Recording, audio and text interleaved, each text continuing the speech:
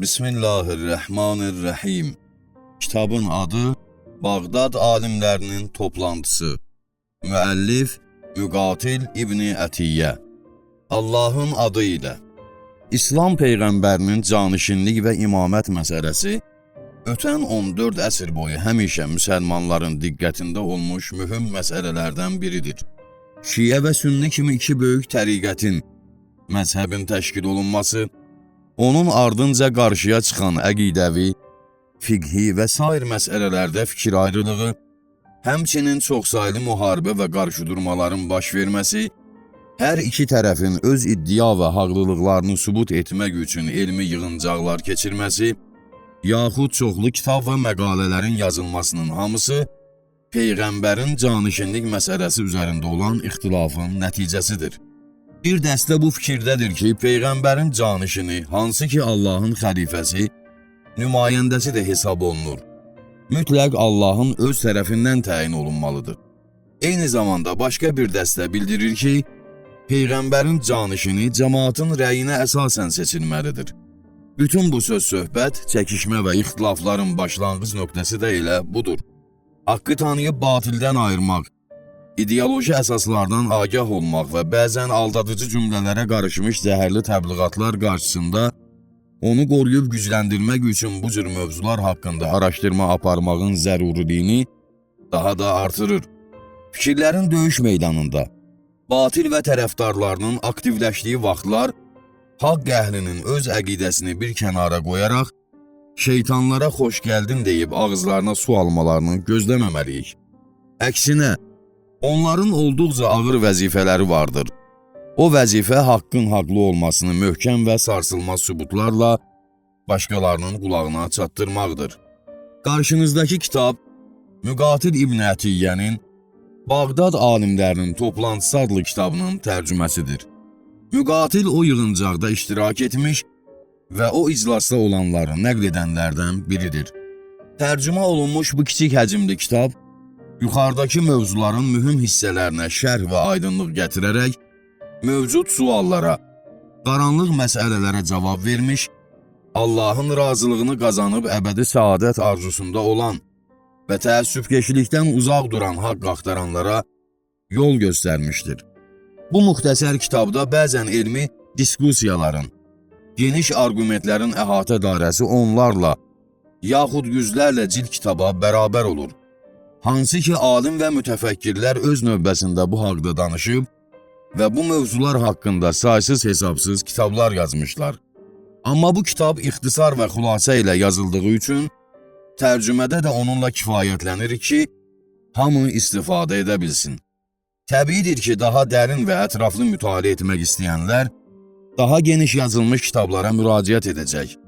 Ümidvarıq, Allah Teala öz mərifətinin sonsuz zülalından faydalanmağımız, həmçinin öz sonuncu Peyğəmbərinin haqq canişinlərini tanıyıb, onlara itaət etməyimiz üçün bizim hamımıza yardımcı olsun. Mütərcim. Bismillahirrahmanirrahim. Həmd olsun tək olan Allaha. Allahın səlamı olsun elçilər içərisindən aləmlərə rəhmət göndərilən Həzrəti Muhammed Səlavatullah Peyğəmbərə, onun pak ailəsinə və ona itaət edən dostlara. Qarşınızdakı bu kitab, Məlik Şah Səlcuqinin öz vəziri olan görkəmli alim Nizamülmülkün nəzarəti altında təşkil etdiyi Bağdad alimlərinin toplantısından verilən bir məlumatdır. Bu yığıncağın baş tutma səbəbi aşağıda qeyd edəcəyimiz şəkildə baş vermişdir. Məlik Şah Səlcuqi azad düşüncəli və həqiqət axtarışında olan bir gənc idi. O, öz atalarının getdiyi yolu kör-körana getmir, elmi və elm əhlini çox sevərdi. Bununla yanaşı əyləncəni, şikar və ova çıxmağı da xoşlayardı. Onun vəziri Nizamülmülk də alim, fəzilətli, zahid və güclü iradəyə malik bir şəxsiyyət idi. Yaxşılığı və yaxşılıq edənləri sevər, daima həqiqət axtarışında idi. O, Peyğəmbər ailəsini də sevərdi. Bağdadın Nizamiyyə mədrəsəsini də o tikdirmiş, alim və tələbələr üçün də aylıq təqaüd ayırmışdı. Həmçinin kasıb təbəqəli insanlara da məhəbbətini əsirgəmirdi. Bir gün Şiənin böyük alimlərindən olan Hüseyn İbni Əli Ələvi Məlik Şahın yanına gələrək onunla söhbət etdi. Məclisi tərk etdikdən sonra orada olanlardan biri Şiə alimini məsxərə etdi. Məlik Şah soruşdu, nə üçün onu məsxərə edirsən? O kişi cavabında dedi, ey mənim şahım, bilmirsinizmi ki, o Allahın qəzəb etdiyi kafirlərdəndir. Məlik Şah təəccüblə soruşdu, nə üçün? O müsəlman deyilmi? Xeyr, o şiyədir. Şiyə nə deməkdir? Şiyələr müsəlman firqələrindən biri deyilmi? Xeyr, çünki onlar Əbu Bəkir, Ömər və Osmanın xəlifəliyini qəbul etmirlər. Elə bir müsəlman varmı o 3 nəfərin xilafətini qəbul etməsin? Bəli, şiyələr qəbul etmir. Əgər onların xilafətini qəbul etmirsə, nə üçün cəmaat onları müsəlman adlandırır? Elə mən də buna görə dedim ki, onlar kafirdir. Məlik Şah uzun müddət fikrə gedəndən sonra dedi, vəzirimiz Nizamülmülkü çağıraq ki, həqiqət bizim üçün aydın olsun. Məlik Şah vəziri Nizamülmülkü çağırıb, ondan bu barədə soruşdu. Şiələr müsəlmandırmı? Əhl-i sünnənin bu barədə fikri müxtəlifdir. Bir dəstə onları müsəlman bilir, çünki onlar Allahın təkliyinə və Həzrəti Muhammedin peyğəmbərliyinə şəhadət verir, namaz qılıb oruç tuturlar. Başqa bir dəstə isə onları kafir bilir. Şiyələrin sayı nə qədərdir? Onların dəqiq sayını bilmirəm. Amma müsəlmanların təqribən yarısını təşkil edir. Belə çıxır ki, müsəlmanların yarısı kafirdir. Bəziləri onları kafir bilir. Amma mən onların kafir olmasına inanmıram. Sən şiə və sünni alimlərini elmi diskusiya və həqiqətin bizə aydın olması üçün bir yerə yığa bilərsənmi? Bu iş çox çətindir. Onun nəticəsindən məmləkət və şah üçün qorxuram. Nə üçün? Çünki şiə-sünni məsələsi sadə məsələ deyil. Əksinə, haqq və batıl məsələsidir. Belə ki, onun uğrunda çoxlu qanlar axıdılıb, kitablar yandırılıb və qadınlar əsir götürülüb. Həmçinin buna görə çoxlu kitablar yazılıb, saysız müharibələr baş vermişdir. Cavan şah bunu eşidəndə təəccüb edib fikrə getdi. Bir müddət sükutdan sonra dedi, ey vəzir, sən çox yaxşı bilirsən ki, Allah bizə geniş bir məmləkət, saysız hesabsız ordu əta etmişdir. Buna görə də bu nemətin şükrünü yerinə yetirmək üçün həqiqəti tapıb sonra da azğınları doğru yola hidayət etməliyik. Şübhəsiz ki, 2 dəstədən biri batildir. Çarə yoxdur, haqqı tapıb onun ardınca getməli, batılı da tanıyıb ondan uzaqlaşmalıyıq. Tez bir zamanda yığıncaq təşkil et. Şiə və sünni alimlərini bir yerə topla ki, bir-biri ilə elmi diskusiya edib haqqı tanıtdırsınlar. Sərkərdələri, katib və ölkə böyüklərini də bu məclisə dəvət et. Əgər görsək haqqı əhl-i sünnə ilədir, o zaman şiələri güclə onların təriqətinə, yəni məsləkinə vadar edərik. Əgər şiələr onların məzhəbini qəbul etməzsə nə edək? Onların hamısını qətlə yetirəcəm. Müsəlmanların yarısını öldürmək mümkündürmü? Bəs bu müşkülün həlli nədir? Bu işdən çəkinin. Şah və elm əhli olan vəziri arasında danışıq bitdi. Amma Məlik Şah o gecəni səhərə qədər aramlıq tapa bilmədi və hey düşünürdü ki, bu problemi necə həll etsin. Şah səhərə qədər bu haqda düşündü, yavaş-yavaş səhər açıldı, günəş çıxdı. Nəhayət, şah məsələnin həllinin münasib yolunu tapdı. Vəzirini çağırıb dedi, hər iki tərəfin alim və mütəfəkkirlərini çağıraq, onlar müzakirə etsinlər. Biz də onların elmi müzakirələrindən haqqın hansı dəstə ilə olduğunu başa düşəcəyik. Əgər haqq əhl-i sünnə ilə olarsa, şiələri xoş sözlər və gözəl nəsihətlərlə bu yola dəvət edib, mal və məqam vasitəsilə onları bu məzhəbə yönləndirərik. Necə ki, Allahın Peyğəmbəri qəlblərini İslama yönləndirmək istədiyi şəxslərlə bu cür rəftar edirdi. Bu işimizlə İslam və müsəlmanlara böyük xidmət etmiş olarıq. Şah sağ olsun, təklifiniz yaxşıdır. Lakin mən bu işin aqibətindən qorxuram. Nə üçün qorxursan? Qorxuram ki, şiələr əhl-i sünnəyə qalib gəlsin. Onların dəlilləri bizim dəlillərdən üstün olsun və cəmaat da şək şübhəyə düşsün. Belə bir şeyin olması mümkündürmü? Bəli, şiələr öz təriqət və əqidələrini isbat etmək üçün əllərində Qur'an və hədislər baxımından möhkəm dəlilləri vardır. Vəzirin sözləri şahı qane etmədi. O, vəzirinə belə dedi: Haqqın batildən ayrılması üçün hər iki dəstənin alimlərini dəvət etməkdən başqa yolumuz yoxdur. Vəzir şahın əmrini icra etmək üçün bir ay möhlət istədi. Lakin şah qəbul etməyib, 15 gün ərzində bu yığıncağın təşkil olunmasını tələb etdi. Bu fürsət ərzində vəzir sünni alimlərindən tarix, fiqh, hədis, üsul, münazirə fənni üzrə hamıdan daha üstün olan 10 nəfəri və eləcə də şiə böyüklərindən 10 nəfərini dəvət etdi. Bu yığıncaq Şaban ayında Bağdadın Nizamiyyə mədrəsəsində baş tutdu və hər iki tərəfdən aşağıdakı şərtlərə riayət edilməsi tələb olundu. 1. Münazirə namaz vaxtları, yemək və azca istirahət istisna olmaqla səhərdən axşama qədər davam etməlidir. 2. Münazirə zamanı deyilənlər şayələrə, eşidilənlərə yox, sənəd, möhkəm mənbə və mötəbər kitablara əsaslanmalıdır. 3. Hər iki tərəfin münazirə və danışıqları yazılmalıdır. Nəhayət müəyyən olunmuş gün, Məlikşah, ordu sərkərdələri və vəziri ilə öz yerlərində oturdu. Sünni alimləri şahın sağ tərəfində, şiə alimləri isə sol tərəfində əyləşmişdi. Yığıncağın məsulü olan vəzir, Allahın adı ilə Peyğəmbərə və ailəsinə, səhabələrinə salam göndərməklə yığıncağı açıq elan edib dedi: Diskusiya, yəni münazirə, ədəblə, doğru şəkildə və aldatma olmadan yerinə yetirilməlidir. Bu yığıncaqda iştirak edənlərin hədəfi qarşı tərəfə qalib gəlmək yox, haqqı tapmaqdır. Münazirə zamanı Peyğəmbərin səhabələrindən heç birinə nalayiq sözlər deyilməməlidir. Bu zaman sünni alimlərindən olan Əbbasi belə dedi: Mən bütün səhabələri kafir sayanlarla münazirə və elmi diskusiya apara bilmərəm. Şiənin böyük alimlərindən olan Hüseyn İbni Ələvi dedi: Peyğəmbərin bütün səhabələrini kafir bilən kimdir? Əbbasi: Siz şiələr. Ələvi: Sizin bu sözünüzün həqiqəti yoxdur. Sizcə Həzrət Əli əleyhissalam, Əbbas, Səlman, İbni Əbbas, Miqdad, Əbazər və başqaları səhabə deyillərmi? Biz şiələr bu şəxsləri kafir bilirikmi? Əbbasi: Bütün səhabələr deməkdə məqsədim Əbu Bəkir, Ömər, Osman və onların davamçılarıdır. Ələvi: Özünüz öz sözünüzün ziddinə danışdınız.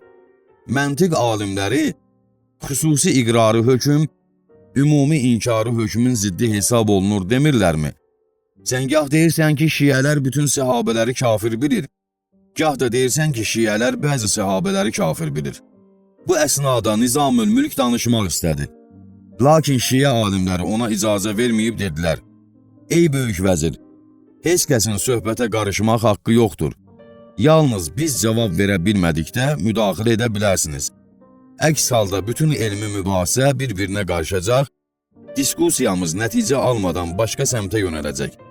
Sonra şiə alimi Əbbasiyə üzünü tutaraq dedi: Buna görə də aydın oldu ki, sizin şiələr bütün səhabələri kafir bilir dediyiniz söz açıq-aşkar yalandır. Əbbasi cavab verə bilmədi. Utandığına görə üzü qızardı. Sonra dedi: Bu mövzudan keçək. Siz şiələr Əbu Bəkir, Ömər və Osmana nalayiq sözlər demirsinizmi? Ələvi: Şiələrin bəziləri onlara nalayiq sözlər deyir, bəziləri demir. Əbbasi: Sən hansı dəstədənsən? Ələvi: Mən nalayiq sözlər deməyən dəstədənəm. Lakin əminəm ki, onlara lənət göndərənlərin özünə məxsus məntiqli dəlilləri var və o 3 nəfərə lənət göndərmək kafir və ya fasiq olmağa səbəb olmur. Hətta kiçik günah belə sayılmır. Əbbasi: Ey şah, eşitdinizmi bu kişi nə danışır?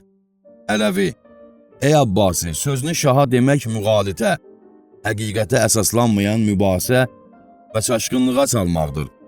Şah bizi bura dəvət edib ki, biz onun güc və qüdrətini yox, dəlil sübutlarımızı hakim edək. Bu zaman şah dilləndi: Ələvinin dediyi sözlər doğrudur. Ey Əbbasi, cavabın varmı? Əbbasi: Aydındır ki, kim səhabəni lənətləyib, nalayiq sözlər deyərsə kafirdir. Ələvi, elə bir şəxsin kafir olması sənin üçün aydındır, mənim üçün yox. Kimsə səhabəni məntiqi dəlillərə əsaslanaraq lənətləyirsə, onun kafir olmasına nə sübutunuz ola bilər? Qəbul edirsənmi ki, Peyğəmbər kimi lənətləmişdirsə, o insan lənətə layiq insandır? Abbasi, qəbul edirəm. Ələvi, Həzrəti Peyğəmbər Əbu Bəkir və Öməri lənətləmişdir. Abbasi, harada onları lənətləmişdir? Bu Allahın Peyğəmbərinə deyilən bir töhmətdir. Ələvi, Əhl-i-Sünnə tarixçiləri yazır ki, Peyğəmbər Səlavatullah Üsamənin sərkərdəliyi altında bir qoşun toplayıb, Əbu Bəkir və Öməri də o qoşunda qərarlaşdırdı. Sonra isə belə buyurdu: Üsamənin ordusuna qoşulmaqdan imtina edən şəxsə Allahın lənəti olsun. Əbu Bəkir və Ömər həmin ordu ilə döyüşə getməkdən imtina etdi. Deməli, Peyğəmbərin lənəti onlara şamil oldu və Peyğəmbərin lənətlədiyi hər kəsi bütün müsəlmanlar da lənətləyə bilər. Bu sözdən sonra Abbasi başını aşağı salıb bir söz demədi. Bunu eşidən Məlik Şah üzünü vəzirinə tutub soruşdu: Ələvinin dediyi düzdürmü? Vəzir: bəli, tarixçilər bu hadisəni qeyd etmişlər. Ələvi: əgər səhabəyə lənət göndərmək haram və küfrə səbəb olursa, bəs nə üçün Muaviyyə İbn Əbu Sufyanı kafir, fasik və günahkar saymırsınız? Halbuki Muaviyyə səhabə olan Əli İbn Əbu Talibə 40 il lənət göndərdi və sonralar da bu iş 70 il davam etdi. Məlik Şah: bu söhbəti sona yetirin və mövzunu dəyişin. Sünni Abbasi Ələviyə dedi: siz şiələrin bidətlərindən də biri Qur'ana inanmamağınızdır. Ələvi: xeyr, Qur'ana inanmayan sizsiniz və bu sünnilərin bidətlərindən biridir. Dəlilim isə sizin öz sözünüzdür. Qur'anı Osman bir yerə yığıb kitab halına salmışdır. İndi isə sizdən soruşuram. Peyğəmbər Qur'anın pərakəndə şəkildə qalması təhlükəsindən xəbərsiz idimi? Onu toplayıb kitab halına salmadı və sonra Osman gəlib bu işi gördü. Bundan əlavə necə olur ki, deyirsiniz, Qur'an Peyğəmbərin zamanında yığılmamışdı. Halbuki Peyğəmbər öz səhabələrinə Qur'anı oxuyub, xətm etmək əmrini vermiş və buyurmuşdur: kim Qur'anı xətm edərsə, onun üçün filan qədər savab və mükafat vardır. Peyğəmbərin pərakəndə və bir yerə yığılmamış Qur'anın xətminə əmr verməsi mümkündürmü? Yəni, müsəlmanlar bütöv Qur'an əllərində olmadığı üçün azğınlıq içində sərgərdan idilər və nəhayət Osman gəlib onlara nicat verdi. Söhbətin bu yerində Məlik Şah yenidən üzünü vəzirə tutub dedi: Ələvinin bu dedikləri doğrudurmu? Doğrudanmı Əhl-i-Sünnə Osmanın Qur'anı toplayıb bir yerə yığdığını düşünür? Vəzir: təfsirçi və tarixçilər belə yazırlar. Ələvi: ey padişah, bilin ki, şiələr Qur'anın Peyğəmbər Səlavatullahın dövründə yığıldığına inanır və əlimizdəki Qur'anın Peyğəmbərin dövründə yığılıb kitab halına salınan Qur'anla eyni olduğuna etiqad bəsləyir. Belə ki, ondan nə bir hərf azaldılmış və nə də ona bir hərf artırılmışdır. Amma Əhl-i-Sünnə deyir ki, Qur'anda artırılma, azalma olmuş və onun ayələrinin yeri dəyişmişdir. Peyğəmbər onu bir yerə yığmamışdır. Osman əmir olub ümmətin işlərini öhdəsinə götürdükdən sonra Qur'anı bir yerə toplamışdır. Abbasi fürsəti fovta verməyib dedi: ey padişah, eşitdinizmi bu kişi Osmanı xəlifə bilmir və onu əmir adlandırır? Ələvi dərhal cavab verdi: bəli, Osman xəlifə deyildi. Məlik Şah: nə üçün? Ələvi: çünki şiələr Əbu Bəkir, Ömər və Osmanın xəlifəliyini qəbul etmir və onu batıl sayır. Məlik Şah təəccüblə soruşdu: nə üçün? Ələvi: ona görə ki, Osman Ömərin təyin etdiyi 6 nəfərdən ibarət şura tərəfindən xəlifəliyə seçildi. Əlbəttə o 6 nəfərin hamısı Osmanı seçmədi. Əksinə 2 yaxud 3 nəfər Osmanın xəlifəliyinə səs verdi. Deməli, Osmanın xəlifəliyi Ömər tərəfindən rəsmiləşdirilmişdir. Ömərin özü isə Əbu Bəkirin vəsiyyəti ilə xilafətə çatmışdı. Deməli, Ömərin xəlifəliyi də Allah tərəfindən yox, Əbu Bəkir tərəfindən olmuşdu. Əbu Bəkirin xəlifə seçilməsi də kiçik bir dəstə tərəfindən qılınc və zor gücünə həyata keçmişdi. Deməli, Əbu Bəkirin xilafətinin təsdiq olunması silah və zor gücünə idi. Məhz buna görə də Ömər onun haqqında belə demişdi: Allah müsəlmanları onun şərrindən qorudu. Kim bu yola yenidən qaydarsa, onu qətlə yetirin. Əbu Bəkir özü həmişə belə deyərdi: Məni boşlayın. Nə qədər ki, Əli sizin aranızdadır, sizin ən xeyirliniz mən deyiləm. Buna görə də şiyələr o 3 nəfərin xilafətini kökündən batıl bilir. Məlik Şah üzünü vəzirə tutub dedi: Ələvinin Əbu Bəkir və Ömər haqqında dedikləri doğrudurmu? Vəzir: Bəli, tarix yazarlar bu cür qeyd etmişlər. Məlik Şah: Bəs nə üçün biz o 3 nəfəri möhtərəm sayırıq? Vəzir: Çünki atalarımızın getdiyi yolu gedirik. Ələvi Şaha dedi: Vəzirinizdən soruşun ki, haqqın ardınca getmək doğrudur, yoxsa atalarınızın? Sizcə Allah Taala'nın buyurduğu bu ayə, ata-babalardan itaət edib haqqın əleyhinə çıxanlara şamil edənlərin haqqında deyilmi? Və beləcə biz səndən əvvəl hansı cəmiyyətə bir qorxudan, yəni Peyğəmbər göndərdiksə, onların naz-nemət içində olanları dedilər: Biz atalarımızı bir dində görmüşük və biz onların arxasınca gedirik. Məlik Şah Ələviyə dedi: Əgər o 3 nəfər Peyğəmbərin canişini deyilsə, bəs Peyğəmbərin canişini kimdir? Ələvi: Peyğəmbərin canişini İmam Əli İbni Əbu Talibdir. Məlik Şah: Hansı dəlilə əsasən o Peyğəmbərin canişinidir? Ələvi: Ona görə ki, Peyğəmbər özü onu öz canişini seçmiş və çoxlu yerlərdə onu canişini olaraq təqdim etmişdir. O cümlədən Məkkə və Mədinə arasında Qədirxum adlanan yerdə cəmaatı bir yerə toplayaraq Əli əleyhisselamın əlini qaldırıb müsəlmanlara xitabən buyurmuşdu: Mən kimin mövlasıyamsa, bu Əli də onun mövlasıdır. İlahi, onu sevənləri sev, ona düşmən olanlarla düşmən ol. Ona kömək edənlərə kömək et, onu xar edənləri xar et. Sonra söhbət etdiyi yerdən aşağı düşərək 120 min müsəlmana belə buyurdu: Əliyə Əmirəl-Mominin ünvanı ilə salam verin. Müsəlmanlar da biri digərinin ardınca Həzrət Əlinin yanına gəlib deyirdi: Səlam olsun sənə ey möminlərin əmiri.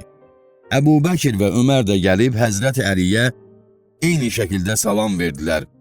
Ömər dedi: Səlam olsun sənə ey möminlərin əmiri. Mübarək olsun sənə ey Əbu Talibin oğlu. Sən indi mənim və bütün mömin kişi və qadınların mövlası oldun. Məhz buna görə də Peyğəmbərin həqiqi və Allah tərəfindən seçilən canişini Əli İbni Əbu Talibdir. Söz bu yerə çatanda Məlik Şah vəzirə dedi: Ələvinin Peyğəmbərin canişini haqqında söylədikləri doğrudurmu? Vəzir: Bəli, tarix yazarlar və Qur'anı təfsir edənlər belə qeyd ediblər. Məlik Şah dedi: Bu haqda olan mövzunu sona getirib başqa mövzuya keçsinlər. Abbasi Qur'anın təhrif olma mövzusunu açdı və Ələviyə belə dedi: Şiələr Qur'anın təhrif olmasına inanır. Ələvi: Siz dediyiniz kimi deyil. Əksinə, siz əhl-i sünnə arasında Qur'anın təhrif olması, ondan azaldılıb və ona əlavə olması dillər əzbəridir. Abbasi: Bu açıq-aşkar yalandır. Ələvi: Məgər siz öz kitablarınızda rəvayət etməmisinizmi? Qəranik haqqında Peyğəmbərə ayələr nazil oldu və sonra həmin ayələrin hökmü qüvvədən düşərək Qur'andan silindi. Bu söz Məlik Şaha ağır gəldi və vəzirindən soruşdu: Ələvinin dedikləri doğrudurmu? Vəzir: Bəli, təfsir alimləri bunu da qeyd etmişlər. Məlik Şah: Təhrif olunmuş Qur'ana necə etibar etmək olar? Ələvi sözə başlayaraq dedi: Ey Şah, biz şiyələr bu sözü qəbul etmirik və bunu sünnilər deyir. Ona görə də Qur'an bizim yanımızda etibarlı kitabdır. Amma sünnilərin əqidəsinə əsasən Allahın kitabı olan Qur'ana etibar etmək olmaz.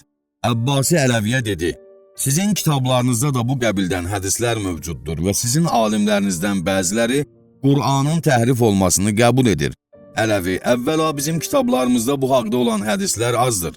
İkincisi, şiyələri pis göstərmək və onların şöhrətini sual altına almaq üçün bu hədislər Şiələrin düşmənləri tərəfindən hilə ilə hazırlanmış hədislərdir. Üçüncüsü isə bu hədislərin sənədləri zəifdir və onu rəvayət edənlər etibarlı şəxslər deyil. Amma bizim bəzi alimlərdən nəql olunanlar elə də diqqətə layiq deyil. Bizim böyük və etibarlı alimlərimiz Qur'anın təhrif olmasını qəbul etmir və sizin kimi demirlər ki, Allah bütlər haqqında ayələr nazil etmişdir. Allaha pənah bu sözdən. Bu uca məqamlı bütlərdir ki, onların şəfaət etməsinə ümid vardır. Məlik Şah o iki alimin sözlərindən həqiqəti başa düşüb dedi, bu mövzunu dəyişin. Ələvi üzünü Abbasiyə tərəf tutub dedi, Sünnilər Allahın əzəmətinə layiq olmayan şeyləri ona nisbət verirlər. Abbasi dedi, nə kimi? Ələvi, məsələn, onlar deyirlər Allah cisimdir və insan kimi gülür, ağlayır, əli, ayağı, gözü və sair bədən üzvləri vardır. Qiyamət günü ayağını cəhənnəm oduna salaraq orada olanları sıxacaq ki, başqa cəhənnəm əhli üçün də yer açılmış olsun. O bir ulağa süvar halında göylərdən yer aləminə inəcək. Abbasi, bu sözün nə iradı var ki? Qur'anda açıq-aşkar buyurur. Rəbbin gəlib mələklər səf-səf duracağı gün, yada sal, baldır açılacağı, yəni iş çətinləşəcəyi, həqiqət aşkar olacağı və səcdəyə dəvət olunacağı gün, onlar səcdə etməyə qadir olmayacaqlar. Allahın əli onların əlləri üzərindədir. Hədislərdə də gəlmişdir ki, Allah öz ayağını cəhənnəm oduna salacaq. Ələvi, Allahın cisim və maddə olması haqqında gələn hədislər biz şiələrin əqidəsinə əsasən batil, yalan və iftiradır. Çünki Əbu Hüreyrə və onun kimiləri Peyğəmbərin adından bu cür yalanlar danışırdılar. Hətta iş o yerə çatdı ki, Ömər Əbu Hüreyrəyə hədis nəql etməyi qadağan etmişdi. Məlik Şah bunu eşidəndə vəzirindən təəccüblə soruşdu ki, Ömərin Əbu Hüreyrəyə hədis nəql etməsinə qadağa qoyması doğrudurmu? Vəzir, bəli, tarixdə gəlib ki, Ömər ona hədis nəql etməyi qadağan etdi. Məlik Şah, belədirsə biz necə Əbu Hüreyrənin hədislərinə etibar edə bilərik? Vəzir, alimlər onun hədislərinə etibar etmişlər. Məlik Şah, belə çıxır ki, alimlər Ömərdən daha çox bilirlər. Çünki o, Əbu Hüreyrəyə yalan hədis nəql etdiyi üçün bu işi görməyi qadağan etdi, lakin alimlər onun hədislərinə etibar edirlər. Söhbətin bu yerində Abbasi üzünü Ələviyə tutaraq belə dedi. Fərz edək ki, bu haqda olan hədislər düzgün deyildir. Bəs açıq Qur'an ayələrinə nə deyirsən? Ələvi, Qur'an ayələri möhkəm və mütəşabih ayələrə bölünür. Möhkəm ayələr Qur'anın dediyi kimi Qur'anın əsas və təməlidir. Belə ki, başqa ayələr onlara əsasən açıqlanır. Həmçinin Qur'an ayələrinin zahiri və batini vardır. Buna görə də möhkəm ayələrin zahirindən istifadə edib ona tabi oluruq. Amma mütəşabih ayələri bəlağət qanununa əsasən məcaz, kinayə, yaxud təqdirə əsasən mənalandırırıq. Əks halda onun mənası ağıl və şəriət tərəfindən qəbul olunmazdır. Misal üçün, əgər Rəbbin gəldi ayəsinin zahirinə baxaraq qəbul etsək, ağıl və şəriətin ziddinə əməl etmiş olarıq. Çünki ağıl və şəriət buyurur ki, Allah hər yerdədir və heç bir məkan ondan xali deyil. Halbuki ayənin zahirindən Allahın cisim olması başa düşülür. Aydın məsələdir ki, hər bir cisimdə məkana ehtiyaclıdır.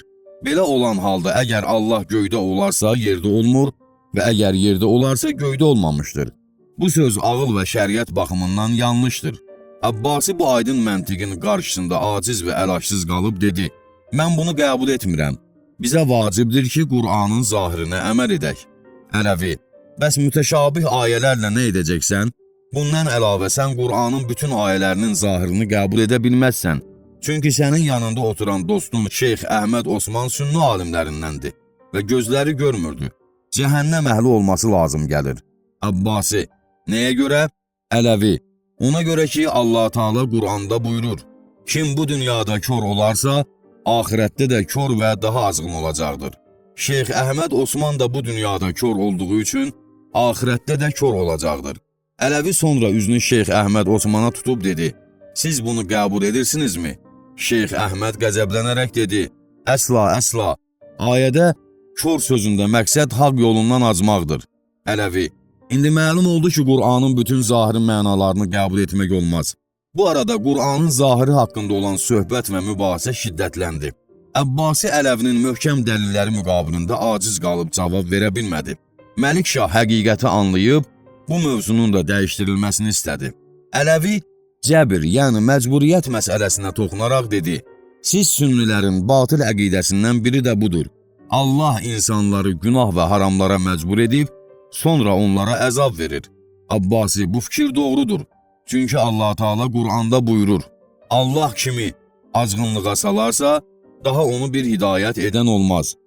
Allah onları öz azğınlıqlarında sərgərdan qalmaları üçün boşlayır. Onlar Allahın qəlb, qulaq və gözlərinə möhür vurduğu kəslərdir və onlar həmin qafillərdir. Ələvi, bütün bunların Qur'anda olduğunu deyirsənsə, cavabı belədir. Qur'an məcaz və kinayədən istifadə edir. Onları tanımalı və onlara uyğun ayələri mənalandırmalıyıq. Buna görə də Allah kimi azğınlığa salarsa ayəsindən məqsəd budur ki, Allah bədbəxt insanları öz hallarına buraxır ki, öz azğınlığına davam etsinlər. Bu eyni ilə günümüzdə işlətdiyimiz sözə bənzəyir. Hakimiyyət öz cəmaatını fəsada uğratdı. Yəni onları öz halına buraxdı və əsla onlarla maraqlanmadı. Bu birinci cavabı idi. İkinci cavabı isə Qur'an açıqlayır. Onlar pis bir iş gördükləri zaman, atalarımızı belə gördük və bizə bunu Allah əmr etmişdir deyərlər. De, Allah əsla pis işə əmr etməz. Bilmədiyiniz bir şeyi Allaha nisbət verirsiniz. Həqiqətən onu yaradılış və şəriət hidayəti ilə həyatı boyunca düz yola yönəltdik. İstər şükr edən olsun, istərsə də nankor. Biz ona iki yol, xeyir və şər, küfür və iman yollarını göstərmədikmi? Məhz belə açıq-aydın ayələrin olmasını nəzərə alaraq, digər mütəşabih ayələri elə məna etməliyik ki, bunlarla ziddiyyət təşkil etməsin. Üçüncü cavab isə belədir. Ağıl da bunu qəbul etmir ki, Allah insanları günaha vadar etsin və sonra da onları həmin günaha görə cəzalandırsın. Bu iş adi insanlardan gözlənilməzdir. O ki qala Allah Teala'ya. Allah müşrik və zalimların dediyindən daha pak və daha ucadır. Məlik Şah dilə gəlib dedi: Əsla mümkün deyil ki, Allah insanı günaha məcbur edib, sonra da onu həmin günaha görə cəzalandırsın. Bu zülmün özüdür və Allah zülm etməkdən uzaq və pakdır. Allah əsla bəndələrə zülm edən deyildir. Amma mən sünnilərin Abbasinin dediklərini qəbul etməsini güman etmirəm. Üzünü vəzirinə tutub soruşdu: Sünnilər bu deyilənlərə inanırlarmı? Vəzir: Bəli, əhl-i sünnə arasında bu fikir məşhurdur. Məlik Şah: Axı ağla zidd olan şeyə necə inanırlar? Vəzir: Onların da dəlil sübutları vardır. Məlik Şah: Nə qədər dəlil gətirsələr ağla sığmır və mən Ələvinin nəzərindən başqa, hansı ki deyir Allah insanı küfrə və günaha məcbur etməz, bir şey qəbul etmirəm. Ələvi söhbəti başqa mövzuya apararaq dedi: Əhl-i sünnə deyir ki, Allahın Rəsulu öz peyğəmbərliyində şəkk edirdi. Abbasi: Bu açıq-aşkar yalandır. Ələvi: Kitablarınızda Peyğəmbərin Cəbrail yanıma gələndə heç vaxt gecikməzdi. Yalnız İbn Xəttaba, yəni Ömərə nazil olmasını güman etdiyim hallar istisna olmaqla söylədiyini yazan siz deyilsinizmi? Baxmayaraq ki, Allahın öz Peyğəmbəri Məhəmməd Salavatullahdan onun Peyğəmbərliyi barədə əhd-peyman alması haqqında çoxlu ayələrin mövcud olduğunu da bilirik. Məlik Şah təəccüblə vəzirindən soruşdu: Ələvinin əhl-i sünnə kitablarında olduğunu dediyi bu hədis düzgündürmü? Vəzir: Bəli, bəzi kitablarda mövcuddur. Məlik Şah: Bu eyni ilə küfürdür. Ələvi başqa bir mövzu açaraq Abbasiyə belə dedi: Əhl-i sünnə öz kitablarında nəql ediblər. Peyğəmbər Ayşəni öz çiyninə aldı ki, təbilçilərə, şeypur çalanlara tamaşa edib əylənsin. Bu söz Peyğəmbərin şəninə, məqamına yaraşan sözdürmü? Abbasi: Bunların heç bir zərəri yoxdur. Ələvi: Sən adi bir insan olduğun halda bu işi görərdinmi? Sən öz həyat yoldaşını təbilçilərə, şeypur çalanlara tamaşa edib əylənsin deyə çiyninə alardınmı? Məlik Şah: Həya və qeyrətin ən aşağı mərtəbəsində olan insan bu işə razı olmaz. O ki qala qeyrət, iman və həya nümunəsi olan Həzrəti Peyğəmbər bu işi görsün. Bu sözün sünnilərin kitablarında olması həqiqətdirmi?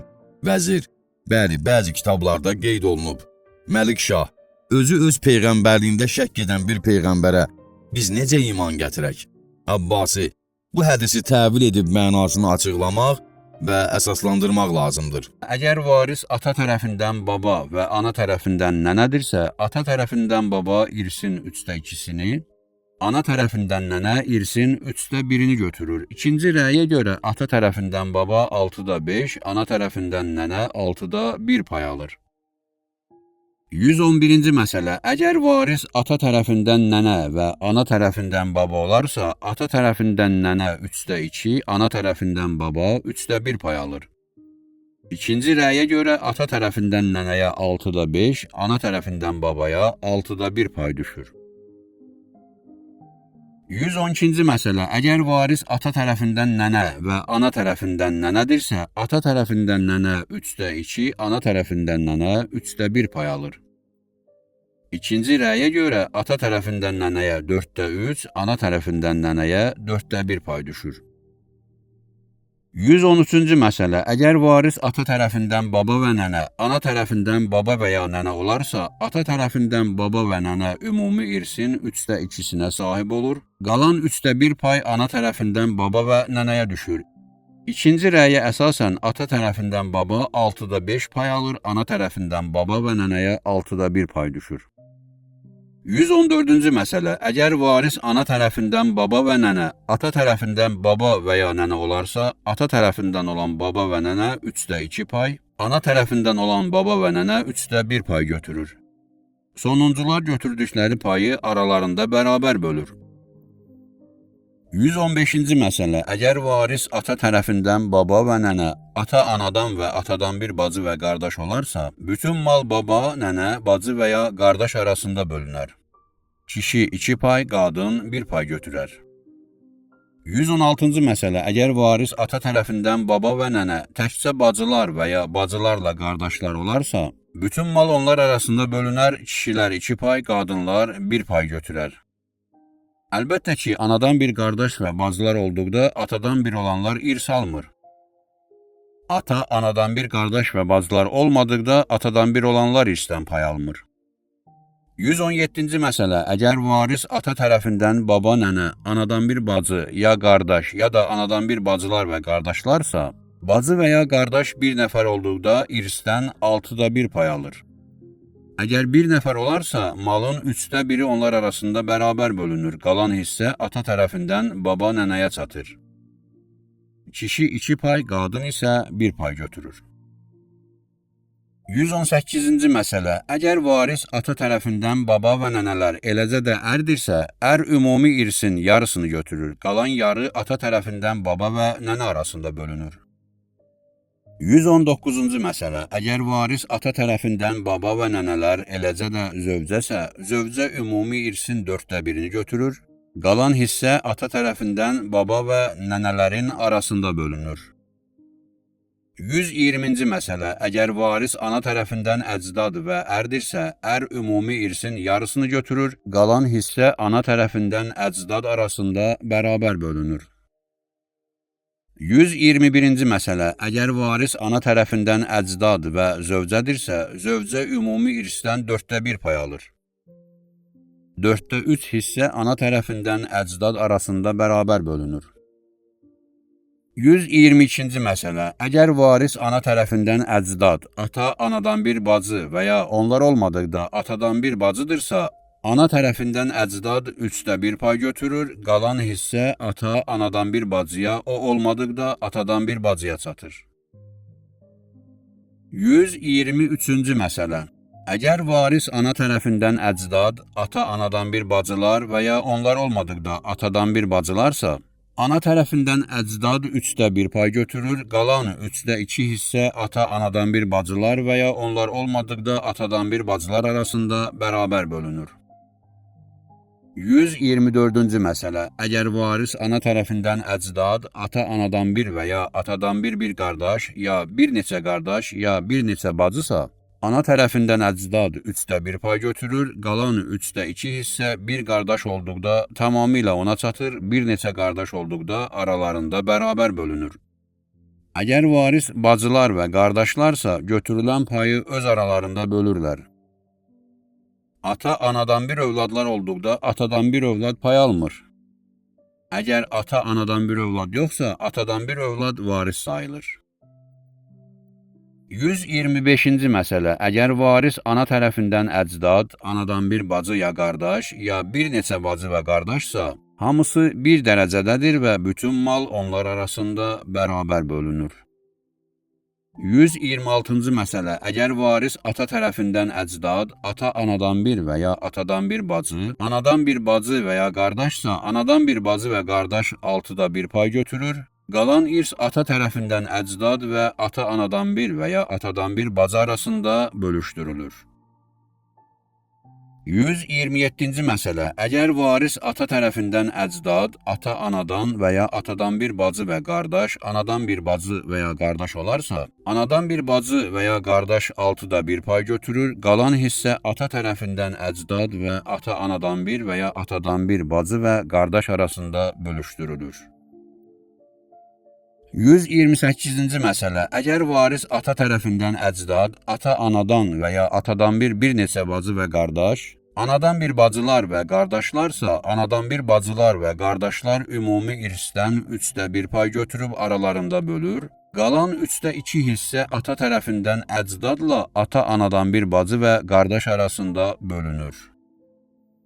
129-cu məsələ. Əgər varis ana tərəfindən əcdad, anadan bir və ya bir neçə bacı və ya qardaş, ata anadan və ya atadan bir bacı, ya bacılar, ya qardaşlar və bacılarsa, ana tərəfindən əcdad, anadan bir və ya bir neçə bacı və qardaşla ümumi irsdən 3-də 1 pay götürür və öz aralarında bərabər bölürlər. Atadan bir bacı təkcə 3-də 2 pay alır. Əgər bir neçə bacı olarsa, həmin 3-də 2 payı öz aralarında bərabər bölürlər.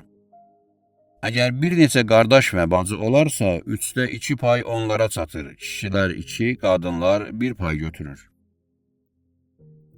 130-cu məsələ. Əgər varis anadan bir övladlarla ata, anadan bir və ya atadan bir bacılar və ya qardaşlarsa, ümumi irsin yarısını götürür, 6-da 1 pay anadan bir bacı və ya qardaşa, qalan hissə ata, anadan bir övladlara çatır. Onlar olmadıqda atadan bir övladlar pay alır. Bir qardaş və ya bir bacı olarsa, qalan hissə bütünlüklə ona çatır. Əgər bir neçə qardaş və ya bacı olarsa, qalan hissə onlar arasında bərabər bölünür. Kişilər 2, qadınlar 1 pay götürür. 131-ci məsələ. Əgər varis anadan bir bacılar və qardaşlar, atadan bir və ya ata-anadan bir və ya bir neçə bacılarsa, ümumi irsin yarısına sahib olur, 3-də 1 hissə anadan bir qardaşlar və bacılar arasında bölünür, qalan hissə atadan və ya ata-anadan bir bacılara çatır. Məsələ şərtlənmədikdə bacılar 6-da 3 pay almalı olsalar da, hazırki halda onların payı azalır. Məsələn, 60.000 manat irsdən 30.000 manatı ərə çatır, 20.000 manatı anadan bir bacılar və qardaşlara düşür, 10.000 manatı ata-anadan və ya atadan bir bacılar üçün nəzərdə tutulur. Qızların payı ümumi irsin 3-də 2-si olsa da, vərəsəlikdə ərin iştirakı səbəbindən onların payı azalır. 132-ci məsələ. Əgər varis anadan bir bacılar və qardaşlar, ata-anadan və ya atadan bir bacılar və qardaşlarsa, ümumi irsdən yarı pay götürür, 3-də 1 hissə anadan bir bacılar və qardaşlara, qalan 6-da 1 hissə isə ata-anadan bir övladlara çatır. Ata-anadan bir övladlar olmadıqda, bu pay atadan bir övladlara verilir. 133-cü məsələ. Əgər varis zövcə, anadan bir bacı və ya qardaş, ata-anadan və ya atadan bir bacısa, zövcə 4-də 1 pay götürür, 6-da 1 pay anadan bir bacıya ya qardaşa, qalan hissə ata-anadan bir bacıya düşür. Bu məsələdə başqa bir rəy də var. Uyğun məsələ ilə bağlı hər şəxs öz təqlid etdiyi müctəhidə müraciət etməlidir. 134-cü məsələ. Əgər varis zövcə, anadan bir bacı və ya qardaş, atadan bir və ya ata-anadan bir bacılar olarsa, zövcə ümumi irsdən 4-də 1 pay götürər, 6-da 1 pay anadan bir bacı və ya qardaşa çatar, qalan hissə ata-anadan bir bacılara verilər. Ata-anadan bir bacı qardaş olmadıqda atadan bir övlad varisdir. Ata-anadan bir övladlar olduqda atadan bir övladlar pay götürmür. 135-ci məsələ. Əgər varis zövcə, anadan bir bacı və ya qardaş, atadan bir və ya ata-anadan bir neçə qardaş və ya bacı olarsa, zövcə ümumi irsdən 1/4 pay götürər. Anadan bir bacılar və ya qardaşa 1/6 pay düşər. Qalan hissə bir qardaş olduqda bütünlüklə ona çatar, bir neçə qardaş olduqda aralarında bərabər bölünər. Əgər bir neçə bacı və qardaş olarsa, kişilər 2, qadınlar 1 pay götürər. Ata-anadan bir övladlar olmadıqda atadan bir övladlar varisdir. 136-cı məsələ. Əgər varis zövcə, anadan bir bacı və qardaş, ata-anadan və ya atadan bir bacısa, zövcə ümumi irsdən 1/4 pay götürər. 1/3 hissə anadan bir bacı və qardaşa çatar, yerdə qalan hissə ata-anadan və ya atadan bir bacıya verilər. 137-ci məsələ. Əgər varis zövcə, anadan bir bacılar və qardaşlar, ata-anadan bir və ya atadan bir bacılarsa, zövcə 1/4 pay götürər, 1/3 pay anadan bir bacılara və qardaşlara düşər, qalan hissə ata-anadan və ya atadan bir bacılara çatar. Ata-anadan bir bacıların sayı 3/2 olsa da, hazırki məsələdə onlara az pay düşər. 138-ci məsələ. Əgər varis zövcə ilə anadan bir bacı və qardaş, ata-anadan bir və ya bir neçə qardaş ya da bir neçə bacı və ya qardaşsa, zövcə 1/4 pay götürür, 1/3 hissə anadan bir bacı və qardaşa çatır, qalan hissə o biri övladlara verilir. Ata-anadan bir övlad yeganədirsə, qalan hissə bütünlüklə ona çatır. Ata-anadan bir övlad olmadıqda atadan bir övlad varis olur. 139-cu məsələ. Əgər varis ərlə ana və ata tərəfindən əcdad olarsa, ər ümumi irsdən yarı pay alar, ana tərəfindən əcdad 1/3 pay bölər. Qalan hissə ata tərəfindən əcdadlara verilər. Atanın atası 2 pay, atanın anası 1 pay götürər. 140-cı məsələ. Əgər varis zövcə, ana tərəfindən və ata tərəfindən əcdadlarsa, zövcə 1/4 pay götürər, 1/3 pay ana tərəfindən əcdadlara çatar, qalan hissə ata tərəfindən əcdadlara verilər. Atanın atası 2 pay, atanın anası 1 pay götürər. 141-ci məsələ. Əgər varis ata tərəfindən və ana tərəfindən əcdadlar, anadan bir bacı və ya qardaşsa, ata tərəfindən əcdad 3/2 pay götürər, 3/1 pay ana tərəfindən əcdad və ondan sonra bir bacı və ya qardaş arasında bərabər bölünər. 142-ci məsələ. Əgər varis ata və ana tərəfindən əcdadlar, anadan bir bacılar və qardaşlarsa, ata tərəfindən əcdad 3/2 pay götürər, qalan 3/1 pay ana tərəfindən əcdadla anadan bir bacılar və qardaşlar arasında bərabər bölünər. 143-cü məsələ. Əgər varis ata və ana tərəfindən əcdadlar, ata-anadan və anadan bir bacısa, ata tərəfindən əcdadla ata-anadan və ya atadan bir bacılar 3/2 pay götürüb öz aralarında bölər, qalan 3/1 pay ana tərəfindən əcdada düşər. Onlar bu payı öz aralarında bölərlər. 144-cü məsələ. Əgər varis ata tərəfindən və ana tərəfindən əcdadlar, ata-anadan və ya atadan bir bacılarsa, ata tərəfindən əcdad ata-anadan və ya atadan bir bacılar və ya qardaş 3/2 paya sahib olub aralarında 2-yə 2, qadına 1 pay olmaqla bölərlər. Qalan hissə ana tərəfindən əcdadlar arasında bərabər bölünər. Ata anadan bir bacı və qardaşlar olduqda, atadan bir bacı və qardaşlara pay düşməz. 145-ci məsələ. Əgər varis ərlə ata tərəfindən əcdad, ata-anadan və ya atadan bir bacı və ya qardaş, ya da bacılar və qardaşlarsa, ər ümumi irsdən yarı pay götürər, qalan hissə ata tərəfindən əcdadla ata-anadan bir və ya atadan bir bacı və ya qardaş, bacılar və qardaşlar arasında bölünər. 146-cı məsələ. Əgər varis ər anadan bir bacı və qardaşla ata tərəfindən əcdaddırsa, ər irsdən yarı pay götürər, 1/6 hissə anadan bir bacı və ya qardaşa çatar, qalan 3/1 hissə ata tərəfindən əcdada verilər. 147-ci məsələ. Əgər varis ər anadan bir bacı və qardaş ata tərəfindən əcdaddırsa, ər ümumi irsdən yarı pay götürər, 3/1 hissə anadan bir bacı və qardaş arasında bölünər, qalan 6/1 hissə ata tərəfindən əcdada çatar. 148-ci məsələ. Əgər varis zövcə ata tərəfindən əcdad, ata-anadan bir və ya atadan bir bacı və qardaş və ya bacılar və qardaşlarsa, zövcə 1/4 pay götürər, qalan 3/4 hissə ata tərəfindən əcdadla ata-anadan bir bacı və qardaş ya da bacılar və qardaşlar arasında bölünər. Ata-anadan bir bacı və qardaş yoxsa, atadan bir bacı və qardaş varis olur. 149-cu məsələ. Əgər varis zövcə ata tərəfindən əcdad, anadan bir bacı və ya qardaşsa, zövcə ümumi irsdən 1/4 pay alar, 1/6 hissə anadan bir bacı ya qardaşa çatar, qalan hissə ata-ana tərəfindən əcdada verilər. 150-ci məsələ. Əgər varis zövcə ata tərəfindən əcdad, anadan bir neçə bacı və qardaşsa, zövcə ümumi irsdən 1/4 pay götürər, ümumi irsin 1/3 anadan bir bacı və qardaşa çatar, qalan hissə ata tərəfindən əcdada verilər. 151-ci məsələ. Əgər varis ana tərəfindən əcdad, ata-anadan və ya atadan bir bacısa, ümumi irsin yarısına sahib olar, ümumi irsin 1/3 ana tərəfindən əcdada çatar, qalan hissə ata-anadan və ya atadan bir bacıya verilər. 152-ci məsələ. Əgər varis ana tərəfindən əcdad, ata-anadan və ya atadan bir bacılarsa, ümumi irsin yarısına sahib olar, ümumi irsin 1/3 ana tərəfindən əcdada verilər, qalan hissə ata-anadan və ya anadan bir bacılar arasında bölünər. Quranda bacılara ümumi irsin 2/3 çatdığı bildirilir.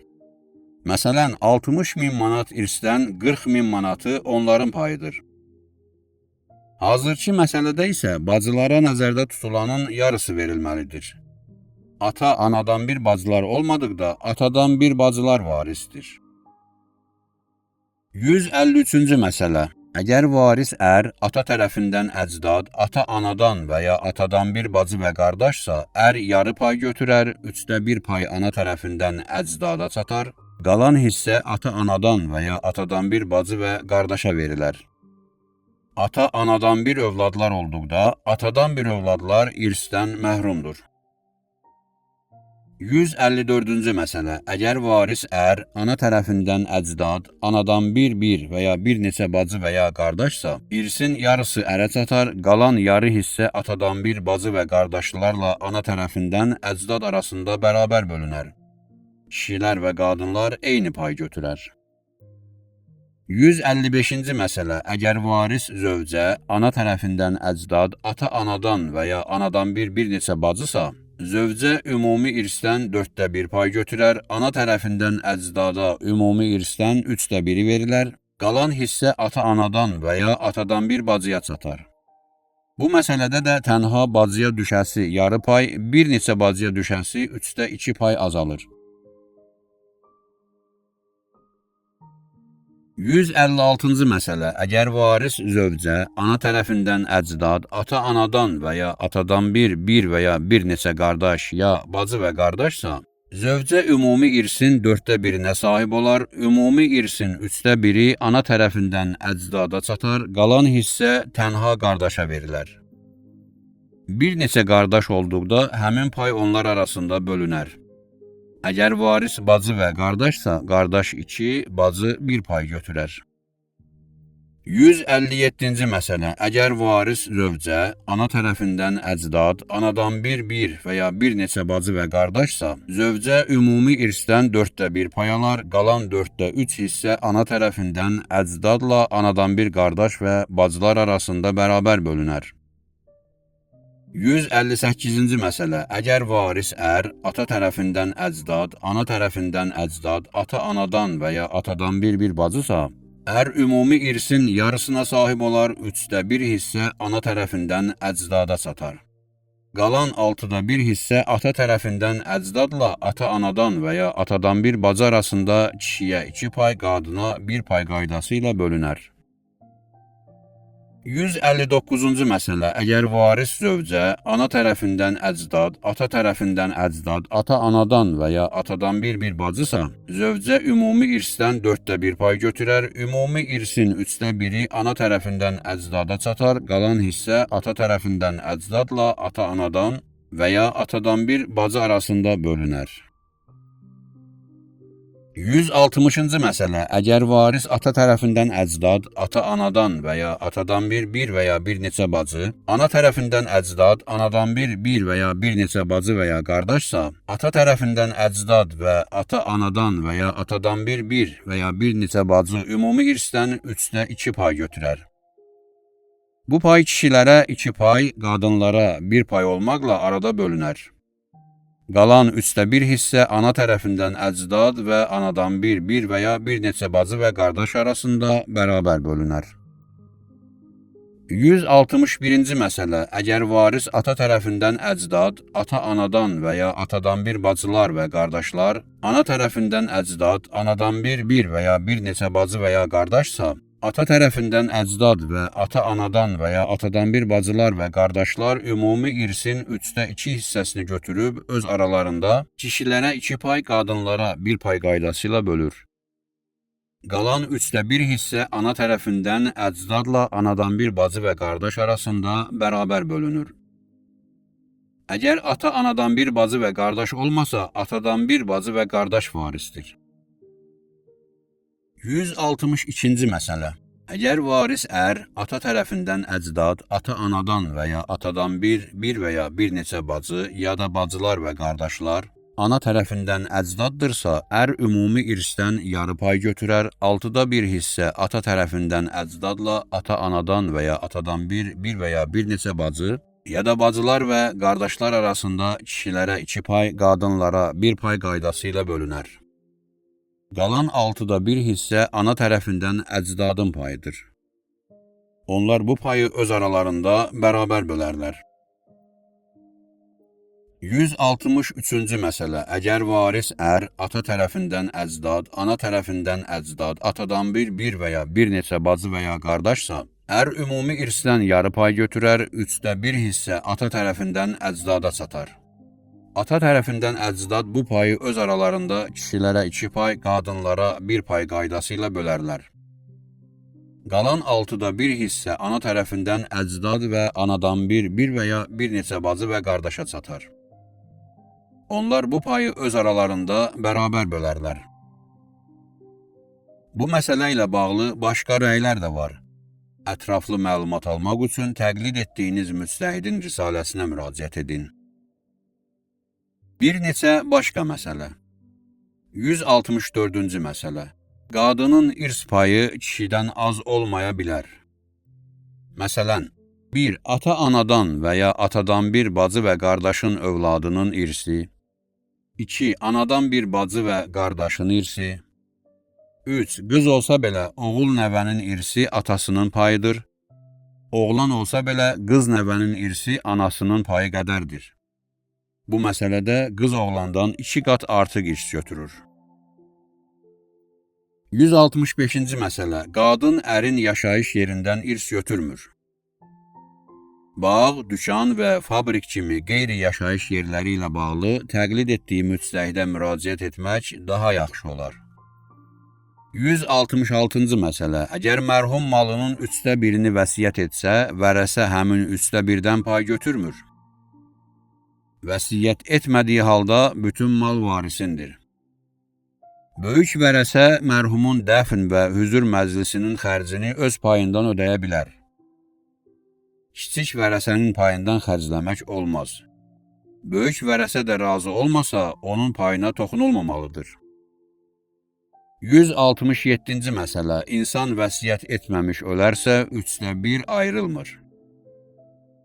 168-ci məsələ. Mərhumun öz zövcəsinə verməli olduğu mehriyyə, bank borcu və insanlara borc kimi verəcəkləri əsl maldan çıxılır.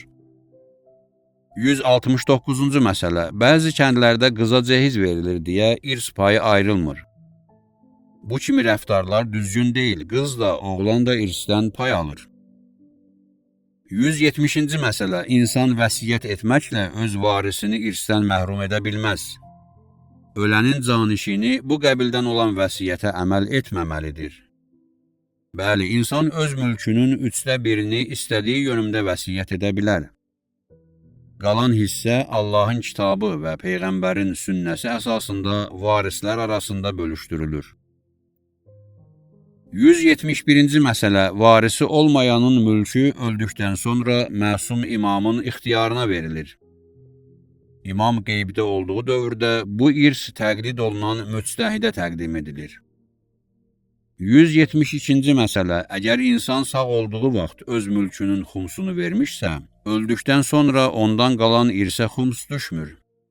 Əgər mülk sahibi sağ ikən xums verməmişsə, öldükdən sonra irs bölünməmişdən malın xumsu verilməlidir. 173-cü məsələ insana gözləmədiyi ünvandan irs çatdıqda onun xumsu verilir.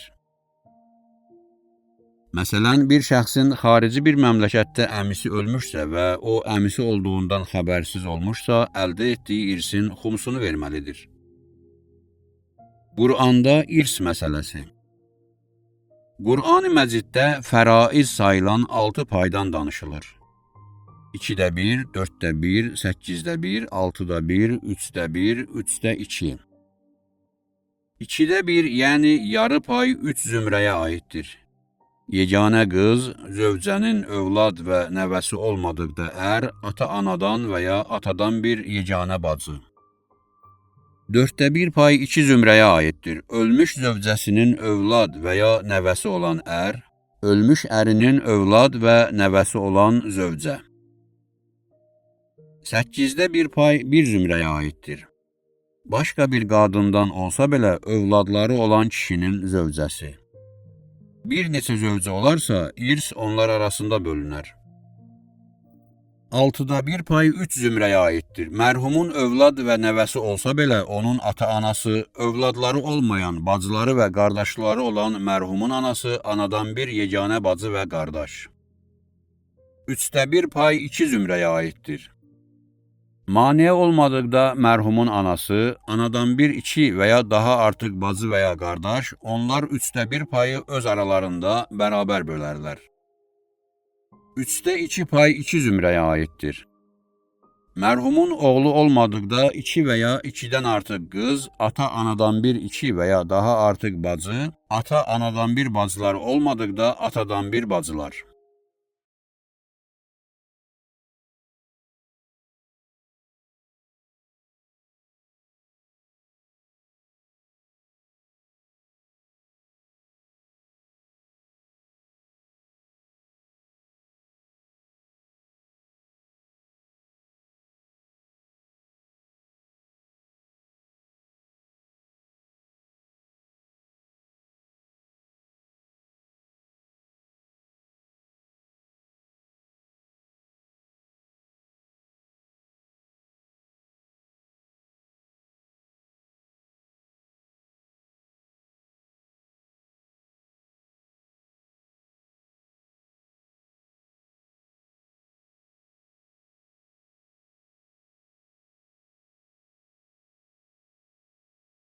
Deyirlər ki, insan bir neçə gün dünyada yaşayıb əbədi saraya qədəm qoyan müsafirdir. Doğrudanmı belədir? İnsan öz səfərinə ana bətnindən başlayan bir müsafirdir. O bu səfəri dünya həyatında davam etdirir, sonra bərzəxə qədəm qoyur, nəhayət behiştdə aramlıq tapır. Bəzən bu səfər cəhənnəmdə də başa çata bilər. Beləcə insanın səfəri 3 mühüm mərhələdən ibarət olur.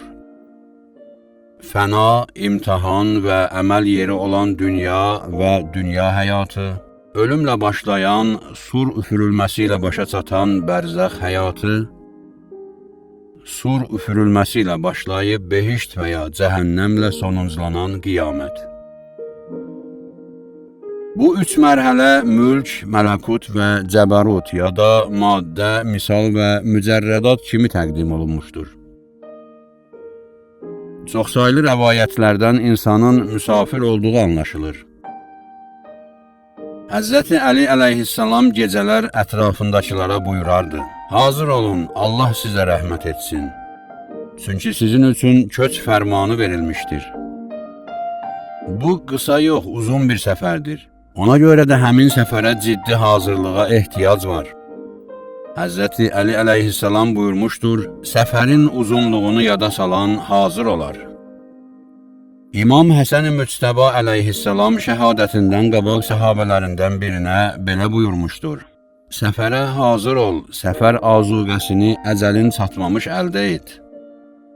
Bəli, biz çox qısa bir müddət dünyada yubanırıq ki, uzun bir səfərin azuqəsini hazırlayaq. Heç bir vəcih ilə bu səfərdən boyun qaçırmaq olmur, ya öz ayağımızla gedirik, ya da bizi aparırlar. Bəli, dünya müvəqqəti bir dayanacaqdır. Onu ötüb keçmək, əsas məqsədə üz tutmaq lazımdır.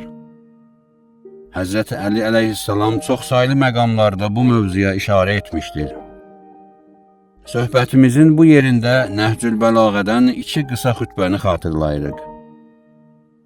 Olsun ki, bu xütbələrdə deyilənlərə əməl etməklə nicat tapmışların yolunu gedək. Əvvəlcə dünyada zöhd və axirətə rəğbətləndirmə haqqında danışan 203-cü xütbəyə nəzər salırıq. Ey xalq, dünya ötüb keçiləsi saray, axirət davamlı evdir. Beləsə öz ötüb keçəcəyiniz yerdən həmişəlik mənziliniz üçün azuqə götürün. Sirlərinizdən xəbərdar olan kəs qarşısında pərdəni yırtmayın. Cisimlərinizi dünyadan çıxarmamış qəlblərinizi ondan çıxarın. Dünyada sınağa çəkilərsiniz, ondan qeyri bir yer üçün yaradılmısınız. İnsan öldükdə xalq deyər, nə qoyub getdi? Mələklər isə belə soruşar, əvvəlcədən nə göndərib? Allah atalarınızı bağışlasın, öz sərvətlərinizdən bir miqdarını əvvəlcədən göndərin ki, sizin üçün ehtiyat olsun. Hər şeyi saxlamayın ki, qiyamət və onun dayanacaqlarında boynunuzda yük olsun. İkinci xütbə Nəhcül Bəlağənin 204-cü xütbəsidir. İmamın tez-tez təkrarladığı bu nida bu xütbədə də bəyan olunmuşdur. Hərəkətə hazır olun, Allah sizə rəhmət etsin. Aranızda köç nidası verilmişdir. Dünyada qalmağa meylinizi azaldın, axirətə doğru azuqə ilə dönün. Qarşınızda çətin dolanbaclar, təhlükəli dayanacaqlar var. Oraya enməyə və orada dayanmağa məcbursunuz. Agah olun ki, ölümün sizə göz dikməsi yaxındır. Sanki caynaqlarını sizə uzatmışdır. Amma həyat çətinlikləri, dünyanın rəva olmayan işləri ölümü sizdən gizləmişdir. Buna görə də dünya bağlılıqlarını azaldın və kəmərinizi təqva azuqəsi ilə möhkəm bağlayın. Ölüm qorxusunun səbəbi nədir? Ölüm qorxusunun 2 mühüm səbəbi var. 1. Məzəmmət olunan qorxu dünya sevgisindən qaynaqlanır. Dünyaya bağlanan, ona könül verən şəxs heç vaxt ondan ayrılmaq istəmir. Belə olduqda dünya və ona bağlılıqlardan uzaqlaşmaq, əziz dostdan ayrılmaq kimi çətin olur. Belə düşünən insan dünyadan ayrılıq səbəbi ilə ölümdən dəhşətə gəlir. Belə bir qorxu məhz onu doğuran səbəbə, dünyaya bağlılığa görə məzəmmət olunur. İmam Həsən-i Müctəba əleyhissalam bir rəvayətdə ölümün xoşlanmamasının səbəbi haqqında belə buyurur. Çünki siz öz axirətinizi viran qoyub dünyanızı abad etmisiniz. İstəmirsiniz ki, abadlıqdan xarabalığa köçəsiniz. 2. Ölümdən sonraki cəzadan doğan qorxu mədh olunmuşdur. Günaha yol vermiş insan özünü Allahın qəzəbindən amanda bilmədiyi üçün qorxur. Belə bir qorxu mədh və tərif olunmuşdur. Çünki bu qorxu daim insana ölümü xatırladır və onun insan ruhu üçün böyük faydaları var. Həzrəti Əli əleyhissalam buyurmuşdur: Hər kəs ölümü 2 gözü arasında təsəvvür etsə, dünya işləri onun üçün yüngülləşər, dünyanı bir heç sayar. Belə bir nöqtəni qeyd etmək zəruridir ki, ölüm qorxusu insanı Allahın rəhmətindən ümidsiz edəcək həddə olmamalıdır. Günah nə qədər böyük olsa da, Allahın rəhməti daha böyükdür. Mömin insan qorxu və ümid kimi 2 qanadla hərəkət edir. Bir tərəfdən yol verdiyi nöqsanlara görə Allah qarşısında qorxu keçirir, Digər tərəfdən Allahın sonsuz və vəsfə gəlməz rəhmətini düşünərək bağışlanacağına ümid edir. Bu iki qanad insanın imana, xeyir əmələ, xoş aqibətə, axirətdən bəhrələnməyə doğru hərəkətinə səbəb olur. Nə üçün Allahın üstün bəndələri də ölümdən qorxur? Məsələn, Həzrəti Əli əleyhissalam buyurur, mən öldükdən sonra qaranlıq və dar bir mənzilə gedərəm. Əgər Həzrəti Əli əleyhissalam üçün bu sayaq qorxu varsa, adi bəndələrin aqibəti necə olacaq? Quran və rəvayət dilində insandakı ölüm qorxusunun səbəbləri fərqlidir. İmamın təbiri ilə insanları bu baxımdan naqislər, orta halda olanlar, kamillər kimi üç dəstəyə bölmək olar. Naqis insanlarda ölümün səbəbi onların dünyadan sonranı yoxluq saymasıdır. Onlar dünya həyatına könül vermiş, öz gümanlarına görə yoxluq saydıqları axirət həyatına nifrətlə yanaşmışlar. Belələri axirət aləminə iman gətirmədiklərindən dünya həyatına bağlanmışlar və onları bu həyatdan ayıracaq ölümdən qorxurlar. Allah Teala belələrinin dilindən buyurur, bizim dünya həyatımızdan başqa bir şey yoxdur, ölürük, dirilirik və bir daha ayağa qaldırılmayacağıq. Orta haldakı insanların ölüm qorxusunun başqa amilləri var. Onlar axirət aləminə tam şəkildə inanmadıqlarından dünya işlərinə daha çox məşğul olur və araya ayrılıq salacaq ölümdən qorxurlar. İmam Sadiq əleyhissalam buyurmuşdur, bir gün bir şəxs Əbu Zərin yanına gəlib soruşdu, nə üçün ölümə ikrahla yanaşırıq? Əbu Zər dedi, çünki siz dünyanı təmir edib axirəti xaraba qoymusunuz. Abadlıqdan xarabalığa köçmək sizi qorxudur. Belə bir qəflətin kökü ya nəfs istəklərinə tabiçilik, ya da uzun-uzadı arzulardır. Əmir əl-Müminin Əli əleyhissalam buyurmuşdur, məgər ölümü çatmamış, günahdan tövbə edən bir kəs yoxdurmu? Bilin ki, siz arxanızca ölüm gələn bir ümid içində yaşayırsınız. Sizə buyurulub ki, yükünüzü bağlayın və azuqə götürün. Mən sizin üçün iki şeydən qorxuram. Nəfs istəyi ardınca getmək və uzun-uzadı arzularla yaşamaq. Allah Taala'nın buyurduğuna əsasən bu dəstə axirətdən qəflətdə ikən dünya həyatının zahirini tanıyırlar. Gördüyün bu dünya deyil həqiqət, başqa bir aləmdə var əbədiyyət. Bu zümrədən olanlar ölümdən o qədər qəflətdədirlər ki, Həzrəti Əlinin təbirincə sanki onlar üçün ölüm yazılmamışdır. Kamil insanlardan, əmin möminlərdən ibarət olan üçüncü zümrənin ölümə qarşı heç bir ikrahı yoxdur. Amma onlar da ölümdən qorxur. Onların qorxusu müsbət və dəyərli bir qorxudur. Əslində onlar Allahın əzəmətindən qorxurlar və onların qorxusu maddi dünya ilə bağlı deyil. Həzrəti Haqq öz övliyalarının qəlbində təcəllə edib şövq qarışıq heybətə səbəb olub. Buna görə də ilahi təcəllə və əzəmət onların idrakını heybət və qorxuya mübtəla edir. Necə ki, vurğun bir aşiq uzun illər ayrılıqdan sonra görüş icazəsi aldıqda onu bu görüşdən məhrum edəcək səhvə yol verəcəyindən qorxur. Həzrəti Haqqla ölümdən sonra başlayan görüş zamanı Allah aşiqlərinin qəlbi çırpınır, qorxuya düşür. Amma bu qorxu adi qorxu deyil.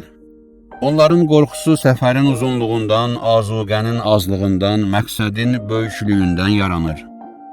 Onlar Quran təbirincə ölümü Allahın böyük imtihanı sayırlar. Onları qorxudan budur ki, həmin imtihandan üzü ağ çıxmasınlar. Həqiqətən də kamil insanların sınağı mürəkkəbdir. Bizlər üçün hətta bunu dərk etmək də çətindir. Quyudan düzənə aparırsa yol, əbəsdir rəhmətdən üzülərsə əl. Qorxsun azuqəsi yetərsiz olan, çətindir yol getmək yük olan zaman. Xülasə şəkildə deyilənlərdən aydın olur ki, əvvəla ölüm qorxusunun həm mənfisi, həm də müsbəti var. Əgər qorxunu doğuran qəflətdirsə, bu qorxu mənfidir. Amma qorxunun səbəbi ilahi əzəmətdirsə, bu qorxu müsbətdir və ilahi eşqə əsaslanır. İkincisi, insanlar və onların baxışları arasındakı fərqlərə əsasən qorxu amilləri də fərqlənir. Bəzən isə bir qrup insan ölümdən qorxmur. Bunun səbəbi ilahi görüşə şövqdür. Bu hal kamil insanlara aiddir. Kamil insanlar qorxu və ümid arası hərəkət edirlər. Onlar ölümü əbədi səadət üçün müqəddimə bildiklərindən bu görüşdən qorxmur, onun intizarını çəkirlər. Bununla yanaşı özlərini aləmlərin məhbubu önündə kiçik və həqir saydıqlarından özlərini nemətə layiq bilmir, ilahi əzəmətdən çəkinirlər. Amma ölümdən qorxmuram deyən hər kəsi Allah aşiqi saymaq olmaz. İlahi görüşə eşq olmayan yerdə ölümdən qorxmamaq əsassızdır. İnsan xəlvət bir guşədə özü və ölümü haqqında düşündükdə üç növ qorxudan birini keçirməlidir. Ölümdən qorxmadığını bildirən insan təhlükəyə düşdükdə ölümlə üzbəüz dayandığını görüb şübhəsiz ki, reaksiya verir. Bu isə onun qorxu keçirdiyini bildirir. O, dildə ölümdən qorxmadığını bildirsə də, əməldə öz qorxusunu etiraf edir. Nəzərdən qaçırmamalıyıq ki, ölüm qorxusu və ölümün möminlərə və kafirlərə fərqli şəkildə üst tutması haqqındakı izahatlar Qur'an və rəvayət baxımından insanın əqidə və əməllərinin uyğun məsələyə təsirli olduğunu göstərir. Belə ki, bəşəriyyətin xoşbəxtliyi və bədbəxtliyi onun daxilindən qaynaqlanır. Əslində insan özündən, öz əməllərindən qorxmalıdır. Dini təlimlər ölüm həqiqətini açıqlamaqla insanın nəzərlərini onun özünə yönəltmək istəyir. Yəni ona öyrədir ki, maddi dünyada öz ehtiyaclarını ödəyərkən maddiyyata vurğun olmasın, maddiyyatın əsarətinə düşməsin. Əgər bu qaydaya əməl olunarsa, ölüm qorxusu müsbət və arzulanan olar. Demək, hər kəs öz həkimidir. O öz baxışı, əməlləri ilə mənfi ölüm qorxusunu müsbət ölüm qorxusuna çevirə bilər. Əgər birinci qorxu insanın canına hakim kəsilib, onun gününü qara edirsə, ikinci qorxu nəfsin tərbiyəsinə səbəb olur və insanı İslam şəriətinin bəyəndiyi işlərə sövq edir. İmam Sadiqdən nəql olunmuş hədisi bir daha xatırlamaq yerinə düşərdi. O həzrət bir şəxsə buyurdu: Həqiqətən sən öz nəfsinin həkimisən, sənin üçün dərd bəyan olunmuş, sağlamlıq nişanələri bildirilmiş, dərmanı göstərilmişdir. Bax gör ki, nəfsinin islahı üçün necə qiyam qaldırırsan. Ölümdən sonraya inanmaq, daim bu barədə düşünmək üçün nə etmək lazımdır?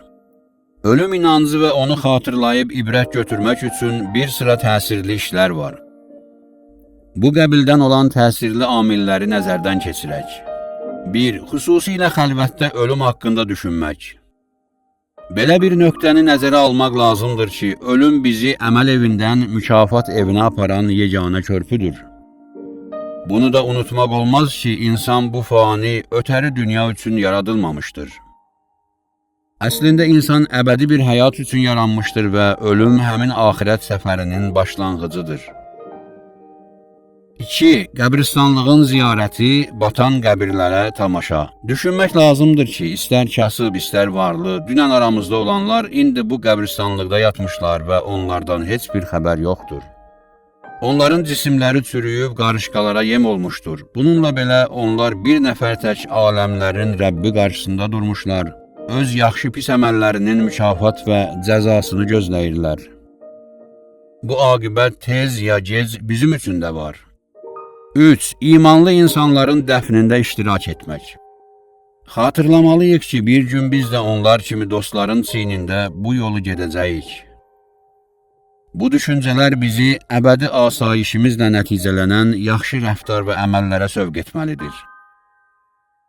4. Ölüm və qiyamət haqqındakı Qur'an ayələrini oxuyub düşünmək.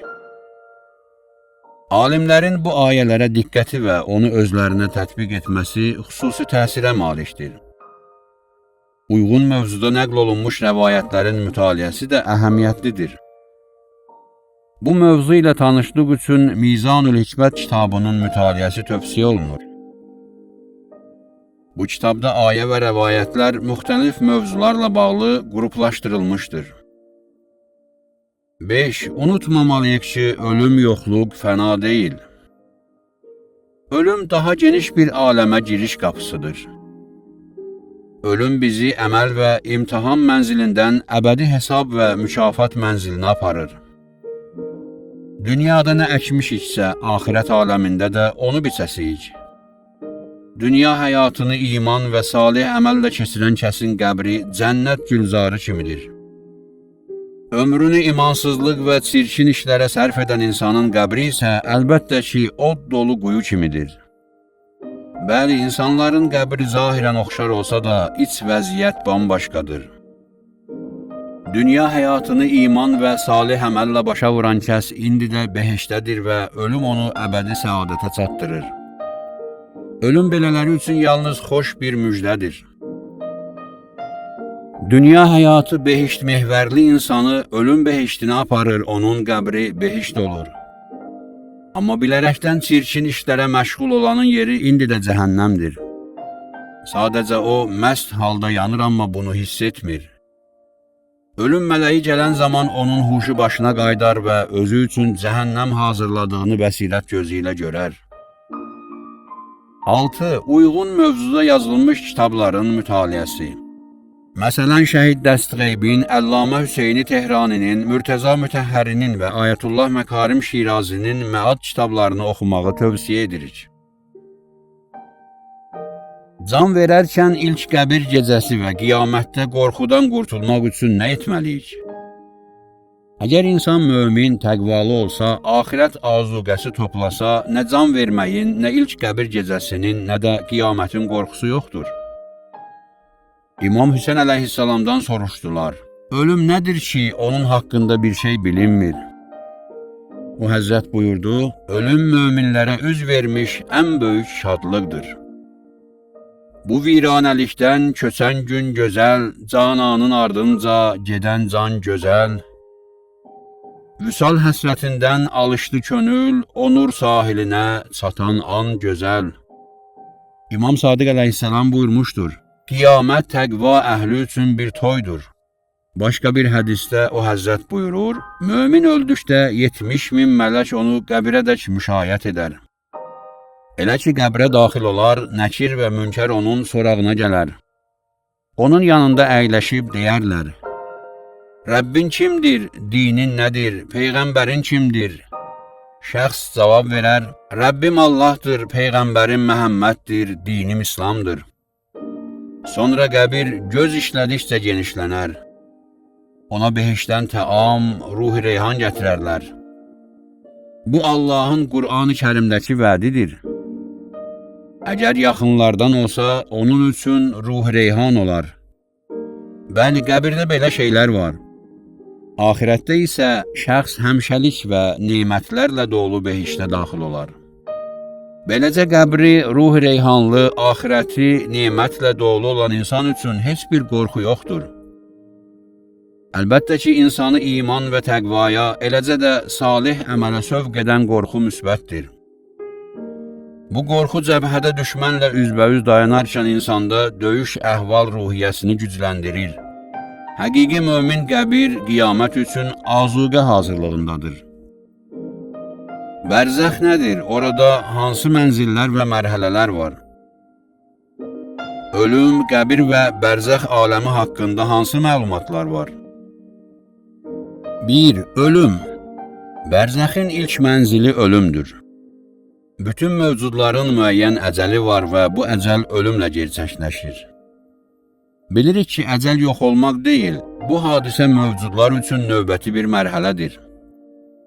Başqa sözlə, əcəl mövcudların Allaha doğru səfərə çıxdığı dövrdür. İnsan bir müddət dünya həyatında yaşadıkdan sonra bu səfərə çıxır. Demək, ölüm bizim uzun səfərimizin ilk mənzilidir. Ölüm dünya ilə axirət arasında qurulmuş bir körpüdür. Həzrəti Peyğəmbər sallallahu aleyhi və alihi və səlləm buyurmuşdur. Dünya mömin üçün zindan, kafir üçün behiştdir. Ölüm möminləri behiştə, kafirləri oda aparan bir körpüdür. Beləcə, insan ölüm vasitəsilə dünya mənzilindən əbədiyyət mənzilinə köçür. Amma Allahın mələyi ilə görüşür və kimsə bu görüşdən qaça bilməz. Ölüm səkəratı, canın çıxarılması ölümün çətin dayanacaqlarındandır. Qur'an-ı Kərim ölümü belə vəsf edir. Can hülquma yetişdiyi zaman siz ona tamaşa edirsiniz, biz ona sizdən daha yaxını qamma görmürsünüz. Yəni bir adamın əcəli çatdıqda və o Allaha doğru səfər astanasında olduqda siz onun halına baxırsınız. Amma əlinizdən heç bir iş gəlmir. Onu dünyaya qaytara bilməzsiniz. Bunun səbəbi aydındır. Çünki bu sizin xoşlamadığınız ölüm səkəratı və haqq olan bir işdir. Bu iş Allah tərəfindən olduğundan kimsə ona müdaxilə edə bilmir. Qiyamət surəsində buyrulur, belə deyil, can hülquma yetişəcəyi, onu ölümdən qurtara bilən varmı? Deyiləcəyi, dünya ilə ayrılığa əmin olacağı, ayağı ayağına dolaşacağı zaman bütün yollar yalnız Allahına doğru olacaq. Bəli, ölüm ruhun torpaqdan olan cisimdən aləmlərin Rəbbinə doğru pərvazıdır. Bu pərvazda insanlar iki zümrədir. Pak-pakizə insanlar. Onların vəsfində buyurulmuşdur. O kəslər ki, pak-pakizə olduqları halda onların ruhunu mələklər alar. Onlara deyilər, salam olsun sizə, əməllərinizə xatir behişdə daxil olun. Amma dünya həyatını günaha bulaşdıranlar üçün ölüm çox çətindir. Bəli, dünya əhli üçün dünyadan, zövcədən, övladlardan, dostlardan, ömür boyu torpaqlarından ayrılmaq çox ağırdır. Bu bağlılıq imansızlıq və pis aqibətə səbəb ola bilər. Bu zümrənin ölümü haqqında Qur'an buyurur, zalimların ölüm çətinliyində qərq olduğunu görəydin. Mələklər əlləri açıq onlara deyər, canınızı qurtarın. Bugün Allaha aid etdiyiniz yalanlara, onun ayələrinə təkəbbür göstərdiyinizə görə zəlil edici cəzalar görəcəksiniz. Digər bir ayədə oxuyuruq. O kəslər ki, özlərinə zülm etdikləri halda mələklər onların ruhunu aldılar və onlara dedilər, siz hansı haldaydınız? Dedilər, biz öz diyarımızda sıxıntı altındaydıq. Mələklər dedilər, məgər Allahın yeri geniş deyildimi ki, hicrət edəsiniz? Onların yeri cəhənnəmdir və aqibətləri pisdir. Başqa bir ayədə buyurulur, o kəslər ki, özlərinə zülm etdikləri halda mələklər onların canlarını aldı, təslim olarlar və yalandan deyərlər, biz pis iş görmədik. Bəli, Allah onların gördüyü işlərdən xəbərdardır. İndi cəhənnəmdə əbədi qalacağınız halda onun qapılarından daxil olun. Azğın təkəbbürlülərin yeri necə də pis yerdir. Aydın məsələdir ki, ölümdən qaçmaq mümkünsüzdür. Amma onun çətinliyindən yaxa qurtarmaq olar.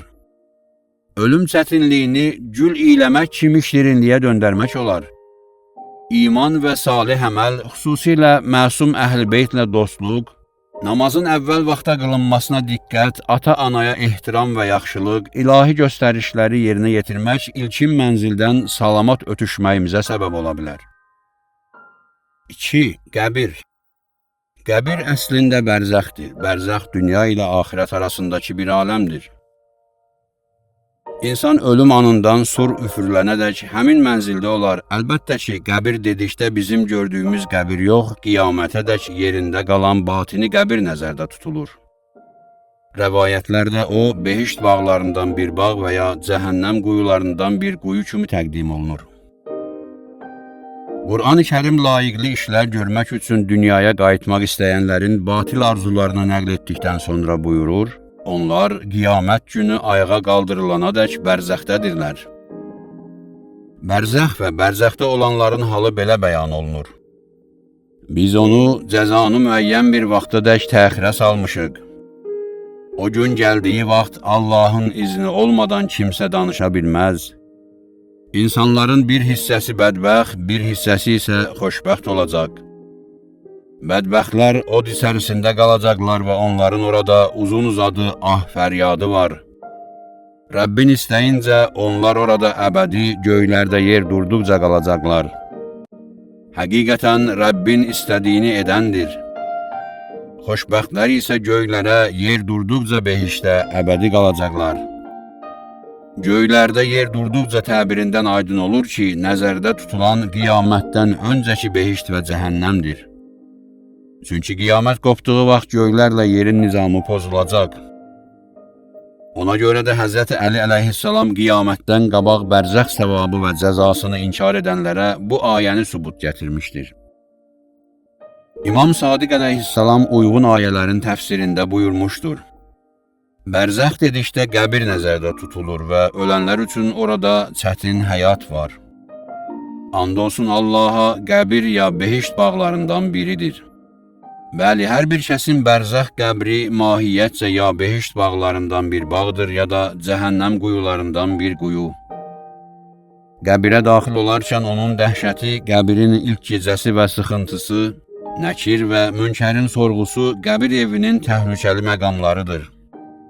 Yalnız özündən qabaq iman və salih əməl göndərənlər bu dəhşətlərdən amandadır. Nəql olunur ki, qəbir qazılan zaman Həzrət Peyğəmbər tələsik ona yaxınlaşdı və şiddətlə ağladı. Onun göz yaşları torpağı islatdı. Həzrət yanındakılara buyurdu: "Ey mənim qardaşlarım, bunun kimisinə hazır olun." Rəvayətlərdə çox tövsiyə olunmuşdur ki, cənazəni qəbrə tələsik qoymayın. Onu dəfn etməzdən qabaq bir müddət qəbrin kənarında saxlayın. Dəfn edərkən ona təlqin oxuyun, dəfn gecəsi namaz qılın. Bütün bunlar qəbirdəkinin dəhşət və istirabını, qəbir sıxıntısını azaltmaq üçündür. Qəbir sıxıntısı təsvir olunmamışdır və onun mahiyyəti bizim üçün aydın deyil. Ümumi şəkildə demək olar ki, dünyadan gedən insan dünya ilə bağlılığı, bərzəx aləmi və yeni şəraitdən xəbərsizliyinə görə sıxıntıya düçar olur. Nəkir və Münkər həqiqət, etiqad və əməl haqda soruşur. İmam Sadiq əleyhissalam buyurmuşdur: Dəfn zamanı Münkər və Nəkir adlı iki mələk meyitin yanına gələr. Onların səsi gürültülü şimşək, gözləri parlaq qığılcım kimidir.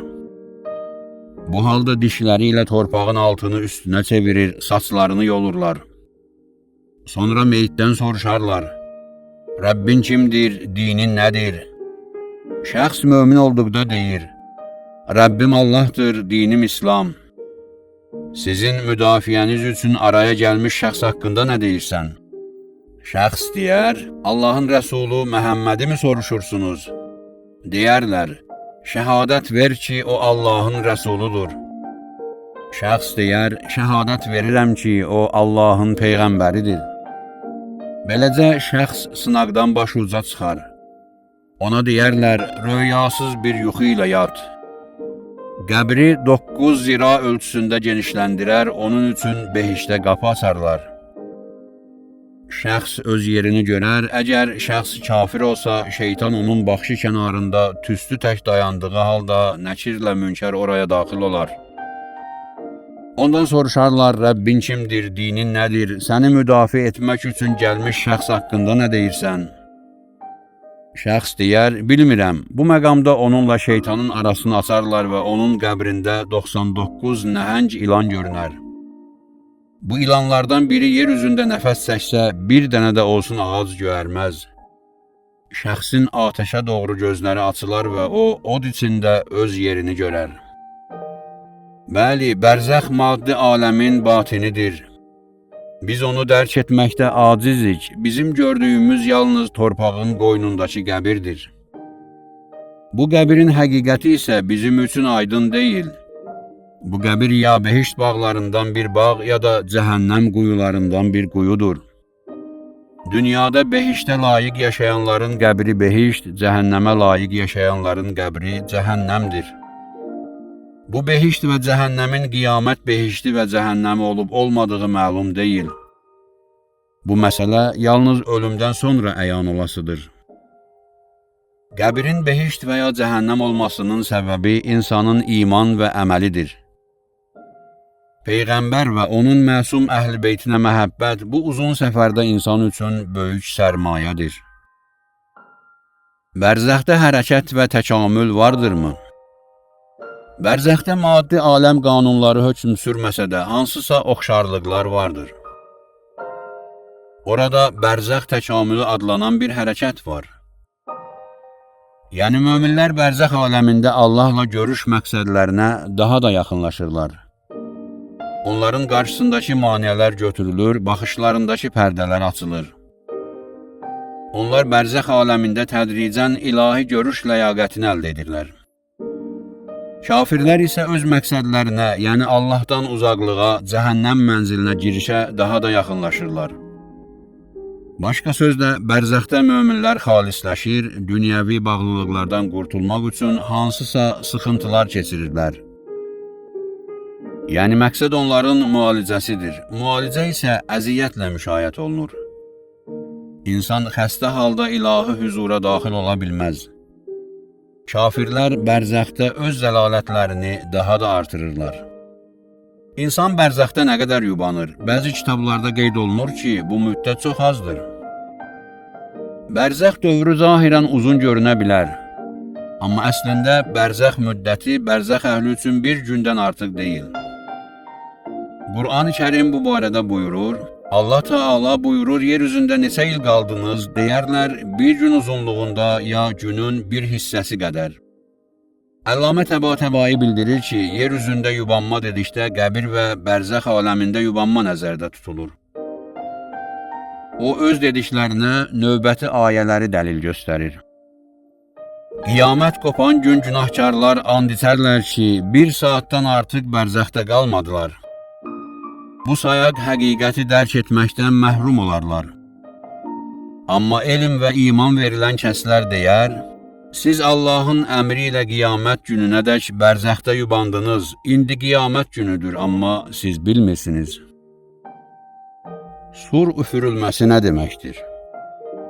Sur neçə dəfə üfürülər və onun qiyamətlə nə əlaqəsi var? Bərzəx başa çatdıqdan sonra qiyamət qopur. Qiyamət sur üfürülməsi ilə başlayır. Həmin an bütün mövcudlar dəhşət içində ölərlər. Bu qiyamətin ilk mənzilidir. Sonra sur ikinci dəfə üfürülər və bütün mövcudlar yenidən dirilib Allahın huzuruna gələr. Bu isə ikinci mənzildir. Növbəti mərhələdə qiyamət və məhşər səhnəsi bərpa olar. Birinci surun üfürülməsində məqsəd bütün mövcudların öz xilqət yönümünü itirməsidir. Onlar bununla qiyamət səhnəsinə daxil olmağa hazırlanırlar. Bu ölüm suru gerçəkdir, hamıya aiddir və qiyamətin bərpası üçün müqəddimədir. Allahın qarşısında fani olan ixlas əhlinin sur üfürülməsindən heç bir qorxusu yoxdur. İkinci üfürülmədə bütün mövcudlar varlığını yenidən tapar və məhşər səhnəsində hazır olar. Qur'an bu iki sur üfürülməsi haqqında buyurur, sur üfürülər, göylərdə və yerdə olan hər kəs ölər. Yalnız Allahın istəyi ilə istisna olar. Sonra ikinci dəfə sur üfürülər, qəfildən hamı ayağa qalxar və intizarda olar. Bu ayələri daha geniş şəkildə Yasin surəsində oxuyuruq. Onlar deyirlər, əgər doğru deyirsinizsə, bu vəd nə vaxt olacaq? Yalnız bunu gözləyirlər ki, əzəmətli nida onları bürüsün. Hansı ki, dünya işləri haqqında çəkişmədədirlər. O qədər qafil olsunlar ki, nə vəsiyyət edə bilsinlər, nə ailələrinin yanına qayıda bilsinlər. İkinci dəfə sur üfürülər, onlar qəfildən qəbirlərdən Rəblərinə doğru tələsərlər. Dünya həyatına məşğul olub haqqa istehza edənlər dəhşətli səslə qarşılaşarlar və deyərlər, vay olsun bizə, bizi bu yataqdan kim qaldırdı? Sonra özləri cavab verərlər, bəli, bu Rəhman Allahın həmin vədidir və onun elçiləri düz deyirdilər. Bircə dəhşətli səs qopan kimi onlar qarşımızda hazır olacaqlar. Bugün kimsəyə zərrəcə zülm edilməz və yalnız əməllərinizə görə cəzalandırılarsınız. Sur üfürülməsi və qiyamətin dəhşətləri hamıya aiddir, yoxsa kimsə istisnadır?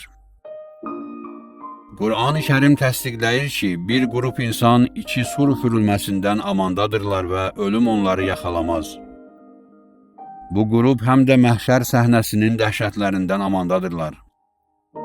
Ayələrdə buyurulur, sur üfürüləcək, Allahın istədiyi kəslərdən başqa hamı dərhal öləcək. Sonra növbəti dəfə üfürülən kimi onlar qalxıb gözləyəcəklər. Sur çalınacağı gün Allahın istədiklərindən başqa göylərdə və yerdə nə varsa dəhşətli bir qorxuya düşər və onların hamısı Rəbbinin huzuruna müti vəziyyətdə gələr. Əvvəlki ayədə qeyd olundu ki, bir qrup insan Allahın istəyi ilə sur üfürülməsindən amanda qalarlar. İkinci ayədə isə belə buyuruldu ki, Allahın istədiyi kəslər qiyamət səhnəsinin dəhşətindən amandadırlar. Bəs bu qrupda olanlar kimdir? Qur'an buyurur, yalnız bir nida ilə qəfildən hamı huzurumuzda hazır olar. Amma bir qrup insan istisna edilmişdir. Allahın müxlis bəndələrindən savay. Müxlislər zümrəsi haqqında çox danışmaq olar. Biz bu mövzuda yalnız bir neçə rəvayətlə kifayətlənirik. Çoxsaylı rəvayətlərə əsasən müxlislər dedikdə Həzrəti Əli Kitabda istifadə edilmiş ədəbiyyat. 1. Bu qoşun Peyğəmbərin ömrünün sonlarında İslam torpaqlarından birinin Şam məntəqəsi sərhədlərini təhlükə ehtimalı olduğundan müdafiə etmək üçün yaradılmışdı. 2. Əl-Meyyar vəl-Muvazənə, Əbu Cəfər İsqafi, səhifə 211, Şəvahidü't Tənzil, Əskani, səhifə 338, Cəvahirul Mətalib fi Mənaqibil İmam Əli, İbn Əd-Dəməşqi, Cild 2, səhifə 173. 3. Əvvəllər Qur'an pərakəndə vərəq və lövhələr şəklində müxtəlif şəxslərin əlində idi. Peyğəmbərin ömrünün sonlarında onun göstərişi ilə Qur'anın bütün ayələri onu vəhiy yazarların ki, onların sayı çox idi və onların hər hansı birinin ayənin nazil olma zamanında olmaması da mümkün idi. Əlindən alınaraq toplandı. Sonra Peyğəmbər ayə və surələrin yerini müəyyənləşdirməklə onu səliqəli və kamil şəkildə hamının ixtiyarına qoydu. Amma muzlu, yəni pula satılmış ravilər, rəvayətlər uydurmaqla Qur'anın Osmanın zamanına qədər beləcə pərakəndə qaldığını və onun göstərişi ilə bir yerə toplandığını göstərməyə çalışmışlar. 4. Tarixçilər yazır ki, Osman Qur'anları toplamış və sonra da onları yandırmışdır. Səhih-i Buxari, Qur'anın fəzilətləri fəsli, Sünən-ü Beyhəqi, Cild 1, səhifə 41, Kənzül Ümmal, Cild 10, səhifə 281, Muşkilul Asar, Təhavi, Cild 3, səhifə 4. 5. Ömər ölümü zamanı xəlifənin təşkili üçün 6 nəfərlik şura təyin etmişdi. Onun üzvləri aşağıdakılardan ibarət idi. 1. Osman ibn Əffan, 2. Səd ibn Əbi Vəqqas, 3. Əbdürrəhman ibn Avf, 4. Təlhə, 5. Zübeyr, 6. Əli ibn Əbu Talib əleyhissalam. Həzrəti Əlinin üzv seçilməsi onun rəyindən, nəzərindən istifadə etmək üçün deyil, izi itirmək və ümumi düşüncəni aldatmaq üçün idi. Şuranın üzvlərinin tərkibini və Həzrət Əlinin digərləri ilə razılaşmayacağı ehtimalını nəzərə alaraq Ömər göstəriş vermişdi. Əgər 4 və ya 5 nəfər bir şəxsi seçsə və digərləri onlarla müxalifəçilik etsə, müxaliflər öldürülsün. Əgər 3 nəfər bir nəfərin seçilməsi ilə razı və digər 3 nəfər onlarla müxalif olsa, tərkibində Əbdürrəhman ibn Avf olmayan qrup qətlə yetirilsin. Ömərin proqnozu düz idi və bilirdi ki, Əbdürrəhman kimi münafiq bir şəxs əsla Həzrət Əli ilə həmfikir olmayacaq. Həmçinin Osman və Səd ibn Vəqqas kimilər. Digər tərəfdən Təlhə və Zübeyrin Həzrət Əliyə meyl göstərəcəyini də ehtimal verirdi. Həmin səbəbdən öz fikrini həyata keçməsi və Həzrət Əlinin seçilməsinin qarşısını almaq üçün Əbdürrəhmanın qarşı tərəfində dayanmış olacaq 3 nəfərin öldürülməsi hökmünü verdi ki, xilafətin Həzrət Əliyə yetişməyəcəyindən əmin olsun. 6. Əs-Səvaiqul Muhriqə, İbn Həcər, səhifə 8, Əl-Muləlu və Nihəl, Şəhristani. 7. Əs-Siyərul Kəbir, Məhəmməd ibn Həsən Şeybani, Cild 1, səhifə 36. 8. Zuxruf surəsi, ayə 23. 9. Allah Rəsulunun Həzrət Əlini özünün xəlifə və canişini kimi tanıtdırdığını göstərən mənbələr həddindən artıq çoxdur. O cümlədən İbn Cərir tarixi, Cild 2, səhifə 62, Kənzül Ümmal, Cild 6, səhifə 392, Səhih Tirmizi, Səhih İbn Macə, Müsnəd Əhməd İbn Həmbəl, Mustədrəküs Səhiheyn, Fəxr-i Razi təfsiri və Əs-Səvaiqul Muhriqə, yüzlərlə digər kitablar. 10. Müsnəd Əhməd İbn Həmbəl, Cild 4, səhifə 281, Fəxr-i Razi təfsiri, Təbliğ ayəsinin təfsirində Bağdad tarixi, Xətib Bağdadi, cild 8, səhifə 290, Əs-Səvaiqül Muhriqə, İbn Həcər, səhifə 107. 11. Fəcr surəsi, ayə 22. 12. Qələm surəsi, ayə 42. 13. Fəth surəsi, ayə 10. 14. Siyer-u Əlam-ın Nübəla, cild 2, səhifə 600-603, Əl-Bidayətü və Nihayə, cild 8, səhifə 106, Əs-Səhihu Minəs-Sirə kitabına istinadən Seyyid Murtəza Cəfər Amili, cild 1, səhifə 84. 15. İsra surəsi, ayə 72. 16. Əraf surəsi, ayə 186. 17. Nəhl surəsi, ayə 108. 18. Əraf surəsi, ayə 28. 19. İnsan surəsi, ayə 3. 20. Bələd surəsi, ayə 10. 21. Ali İmran surəsi, ayə 182. 22. Nəhcül Bəlağənin şərhi İbn Əbil Hədid, cild 12, səhifə 178. 23. Səhih-i Müslim, cild 6, səhifə 6. Səhih Buxari, cild 2, səhifə 11. 24. Qələm surəsi, ayə 4. 25. Ənbiya surəsi, ayə 107. 26. Əbəsə surəsi, 1 və 2-ci ayələr. 27. Nisa surəsi, ayə 65. 28. Cəlaləddin Suyuti, Fəth surəsinin təfsirində Əbdürrəhman Əhməd Əl-Bəkrinin yazdığı Ömər İbnül Xəttab adlı kitaba istinadən səhifə 71, azacıq fərqlə. 29.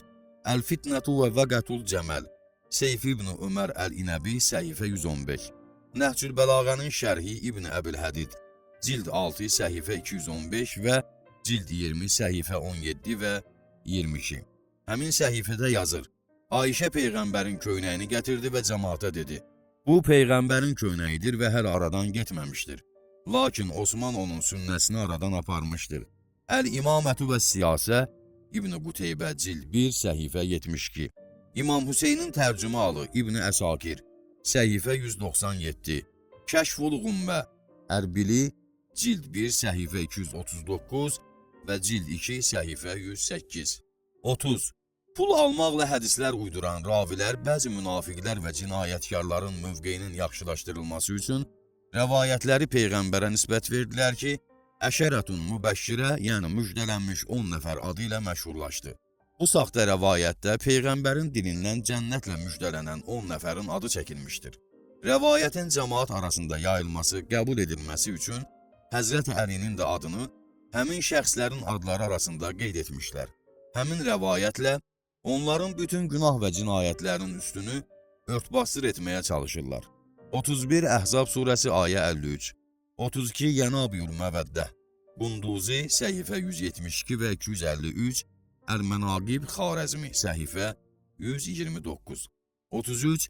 Əl-Kamil İbn Udəy, cild 4, səhifə 349. Dəməşqin tarixi İbn Əsakir, cild 42, səhifə 270. 34. Kənzül Ümmal hədis 1152. Əs-Səvaiqul Muhriqə, İbn Həcər, səhifə 57. Mustədrəki Hakim, cild 3, səhifə 124. 35. Bağdad tarixi, cild 14, səhifə 321. Məcməüz Zəvaid Heysəmi, cild 7, səhifə 236. Əl-İmamətü və Siyasə, İbn Quteybə, cild 1, səhifə 68. Mustədrəki Hakim, cild 3, səhifə 125. Cami-i Tirmizi, cild 2, səhifə 213. Daha ətraflı məlumat üçün Haqq Əli ilədir kitabına müraciət edin. 36. Əraf surəsi, ayə 146, Ənam surəsi, ayə 25. 37. Bəqərə surəsi, ayə 6. 38. Nur surəsi, ayə 54. 39. Əhzab surəsi, ayə 36. 40. Ənfal surəsi, ayə 24. 41. Səhih-i Buxari, Bəqərə surəsi 106-cı ayənin təfsirində. Təbəqat-ı İbn Səd, cild 6, səhifə 102. Əl-İstiab, cild 1, səhifə 8 və cild 2, səhifə 461. Hilyətul Övliya, cild 1, səhifə 65. Mucəmu Əfsəd, Təbərani, cild 7, səhifə 357. Kəşful Xəfa, İsmail İbn Məhəmməd Əl-Əcluni, cild 1, səhifə 1630. İləli Darqutni, səhifə 86. Siyer-u Əlam-ın Nübəla, Zəhəbi, cild 1, səhifə 391. Cəvahirul Mətalib fi Mənaqibil İmam Əli İbn Əd-Dəməşqi, cild 1, səhifə 203 və 296. 42. Müstədrəki Hakim, cild 3, səhifə 136. Mucəmu Kəbir Təbərani cild 11 səhifə 55, Əl-Faiq Zəməxşəri cild 2 səhifə 16, Nəhcül Bəlağənin şərhi İbn Əbülhədid cild 7 səhifə 219 və cild 9 səhifə 165, Cami-ü Səğir Suyuti cild 1 səhifə 415, Kənzül Ümmal Muttəqi Hindi cild 13 səhifə 148 və cild 6 səhifə 152, Feyzul Qədir Mənavi cild 3 səhifə 60, Bağdad tarixi Xətib Bağdadi cild 4 səhifə 348, Ustulğabə cild 4 səhifə 22, Təhzib-ü Təhzib İbn Həcər cild 6 səhifə 330. 43. Yenə orada yuxarıda qeyd olunan qaynaqlara müraciət edin. 44. Zümər surəsi ayə 9. 45. Sirrul Aləmin Qəzali İbtalul Batil İbn Ruzbəhan Şərhi Təcrid Quş-Çi 5-ci məqsəd imamət bəhsi azacıq fərqlərlə. 46. Əl-Müstədrək Hakim Kitab-us Səlat cild 1 səhifə 358, Əl-İstiab cild 3 səhifə 39, Əl-Mənaqib Xarəzmi səhifə 48, Təzkirətus Sibt səhifə 87, Təfsirun Nişapuri Əhqaf surəsinin təfsirində. 47. Təzkirətus Sibt səhifə 87, Əl-Mənaqib Xarəzmi səhifə 60, Feyzul Qədir Mənavi cild 4 səhifə 357, yuxarıdakı mətn və 40-dan çox məsələ ilə bağlı oxşar mətnlərin sənədləri ilə tanış olmaq üçün İmam Əmir Əl-Muminin Xəlifələrin Baxışında kitabına müraciət edin. Nəhcül Bəlağənin şərhi İbn Əbülhədid cild 1 səhifə 18. 48. Bəqərə surəsi ayə 24. 49. Nəhcül Bəlağənin şərhi İbn Əbülhədid cild 6 səhifə 20 və cild 17 səhifə 157 və 160. Təbəqat-ı İbn Səd cild 3 səhifə 212. Dəməşqin tarixi İbn Əsakir cild 30 səhifə 303, Əl-İmamətu və Siyasə İbn Quteybə cild 1 səhifə 34, başqa çapda səhifə 22. 50. Təbəqat-ı İbn Səd cild 3 səhifə 212, Tarix İbn Cərir cild 2 səhifə 440, Əl-İmamətu və Siyasə İbn Quteybə səhifə 6. 51. Tövbə surəsi ayə 61, 52. Nisa surəsi ayə 24, 53. Həzrət Əlidən belə nəql olunur: əgər Ömər mutəni qadağan etməsəydi, bədbəxtdən başqa heç kəs zina etməzdi. 54. Maidə surəsi 44-47-ci ayələrə müraciət edin. 55. Həşr surəsi ayə 7, 56. Nur surəsi ayə 54, 57. Əhzab surəsi ayə 21, 58. Nihayətül Uqul Fəxri Razi səhifə 104. Əl-Müstədrək Hakim cild 3 səhifə 32. Bağdad tarixi Xətib Bağdadi cild 3 səhifə 19. Təlxisul Müstədrək cild 3 səhifə 32. Ərcəhul Mətalib səhifə 481. Yənabiul Məvəddət cild 1 səhifə 412. 59. Tarixi Əbul Fida cild 1 158. Təbəri tarixi cild 3 səhifə 241. İbn Əsir tarixi cild 5 səhifə 149. Tarixi İbn Əsakir cild 5 səhifə 105. İbn Kəsir tarixi cild 6 səhifə 321. 60. Əs-Səqifə Əbubəkir Cövhəri Əl-İmamətu və Siyasə İbn Quteybə Nəhcül Bəlağənin şərhi İbn Əbülhədid cild 2 səhifə 19. Xanım Zəhranın evinin qapısının yandırılması mövzusu və onun sənədləri haqqında ətraflı məlumat əldə etmək üçün Vəhiy evinə vurulan od kitabına müraciət edin. 61. Səhih Buxari Xums kitabı cild 2 səhifə 64. Hədis 2. Həmçinin Xeybər döyüşü babı cild 5 səhifə 177 və Fəraiz kitabı Səhih Tirmizi cild 1. Maca min tərəkəti Rəsulullah babı Əl-Müstədrək Hakim cild 3 səhifə 153, Mizanul İtidal cild 2 səhifə 72, Kənzul Ümmal Muttəqi Hindi cild 6 səhifə 219. 62. Fədək Mədinə və Xeybər arasında yerləşən torpaq sahəsinin adıdır. O peyğəmbərin mülkü idi, sonra onu qızı Fatimə Zəhraya bağışlamışdı. 63. Məcməüz Zəvaid Heysəmi cild 9 səhifə 39 və cild 7 səhifə 49, Nəhcül Bəlağənin şərhi İbn Əbülhədid cild 16 səhifə 208, Əl-İmamətu və Siyasə İbn Quteybə 64. Peyğəmbərin 12 imamın adını çəkməsi barədə Əhlüsünnə vasitəsilə 20-dən artıq nəs, yəni aşkar rəvayət nəql edilmişdir. O cümlədən Fəraidus Samteyn, Təskirə İbn Cuzi, səhifə 379, Yenabiul Məvəddət, səhifə 442, Ərbəin, Hafiz Əbu Məhəmməd İbn Əbil Fəvaris, Məqtəlul Hüseyn, Əbil Müəyyid, Minhacul Fazilin, səhifə 239, Durarus Səmteyn kitablarında bildirilmişdir. 65. İndi 1422-ci ildir, tərcümə edildiyi və tənzimləndiyi vaxt. Həzrət Məhdinin 1167 yaşı var. Amma münazirə olan zaman Həzrətin ömründən 200 ilə yaxın keçirdi. 66. Ənkabut surəsi ayə 14. 67. Əl-Məlahim vəl-Fitən 19-cu fəsil, İqdud Durər hədis 26. Yenabiul Məvəddət səhifə 491, Təskirətul Xəvas 6-cı fəsil, Hilyətul Övliya Ərcəhul Mətalib səhifə 278, Zəxairul Üqba Şafii 68. Bəqərə surəsi ayə 159. 69. Səhih Buxari təravih namazı bölməsi, Səvaiq Əsqəlani, İrşadul Bari fi Şərh-i Səhih Buxari kitabının 5-ci cildi 4-cü səhifəsində Ömərin bu yaxşı bidətdir sözünə yetişdikdə yazır. Allah Rəsulunun ona göstəriş vermədiyi, həmçinin Əbu Bəkirin zamanında da gecənin əvvəlində də qılınma məsələsi və bu miqdarda mövcud olmadığı üçün onu bidət adlandırmışdır. 70. Müvəddəi Malik səhifə 70, Tənvirul Məhadik Suyuti səhifə 92, Məvahibul Cəlil cild 2, Əl-Hətta Bərruyani səhifə 74. 71. Əhl-i-Sünnənin böyük alimlərindən olan Quşçi yazır. Ömər dedi, Allah Rəsulunun zamanında 3 əməl vardı ki, mən onları qadağan və haram edir və onu yerinə yetirənləri cəzalandırıram. Qadınlarla mütə, təməttü həcci və həyyə əra xeyril əməl demək. Malik Əl-Müvəddə kitabında ona belə bildirildiyini yazır. Müəzzin Ömərin yanına gəlib sübh əzanının yetişdiyini xəbər vermək istədikdə, onun yuxuya daldığını gördü və dedi, Əs-səlatu xəyrun minən-nəvm, namaz yuxudan daha xeyirlidir.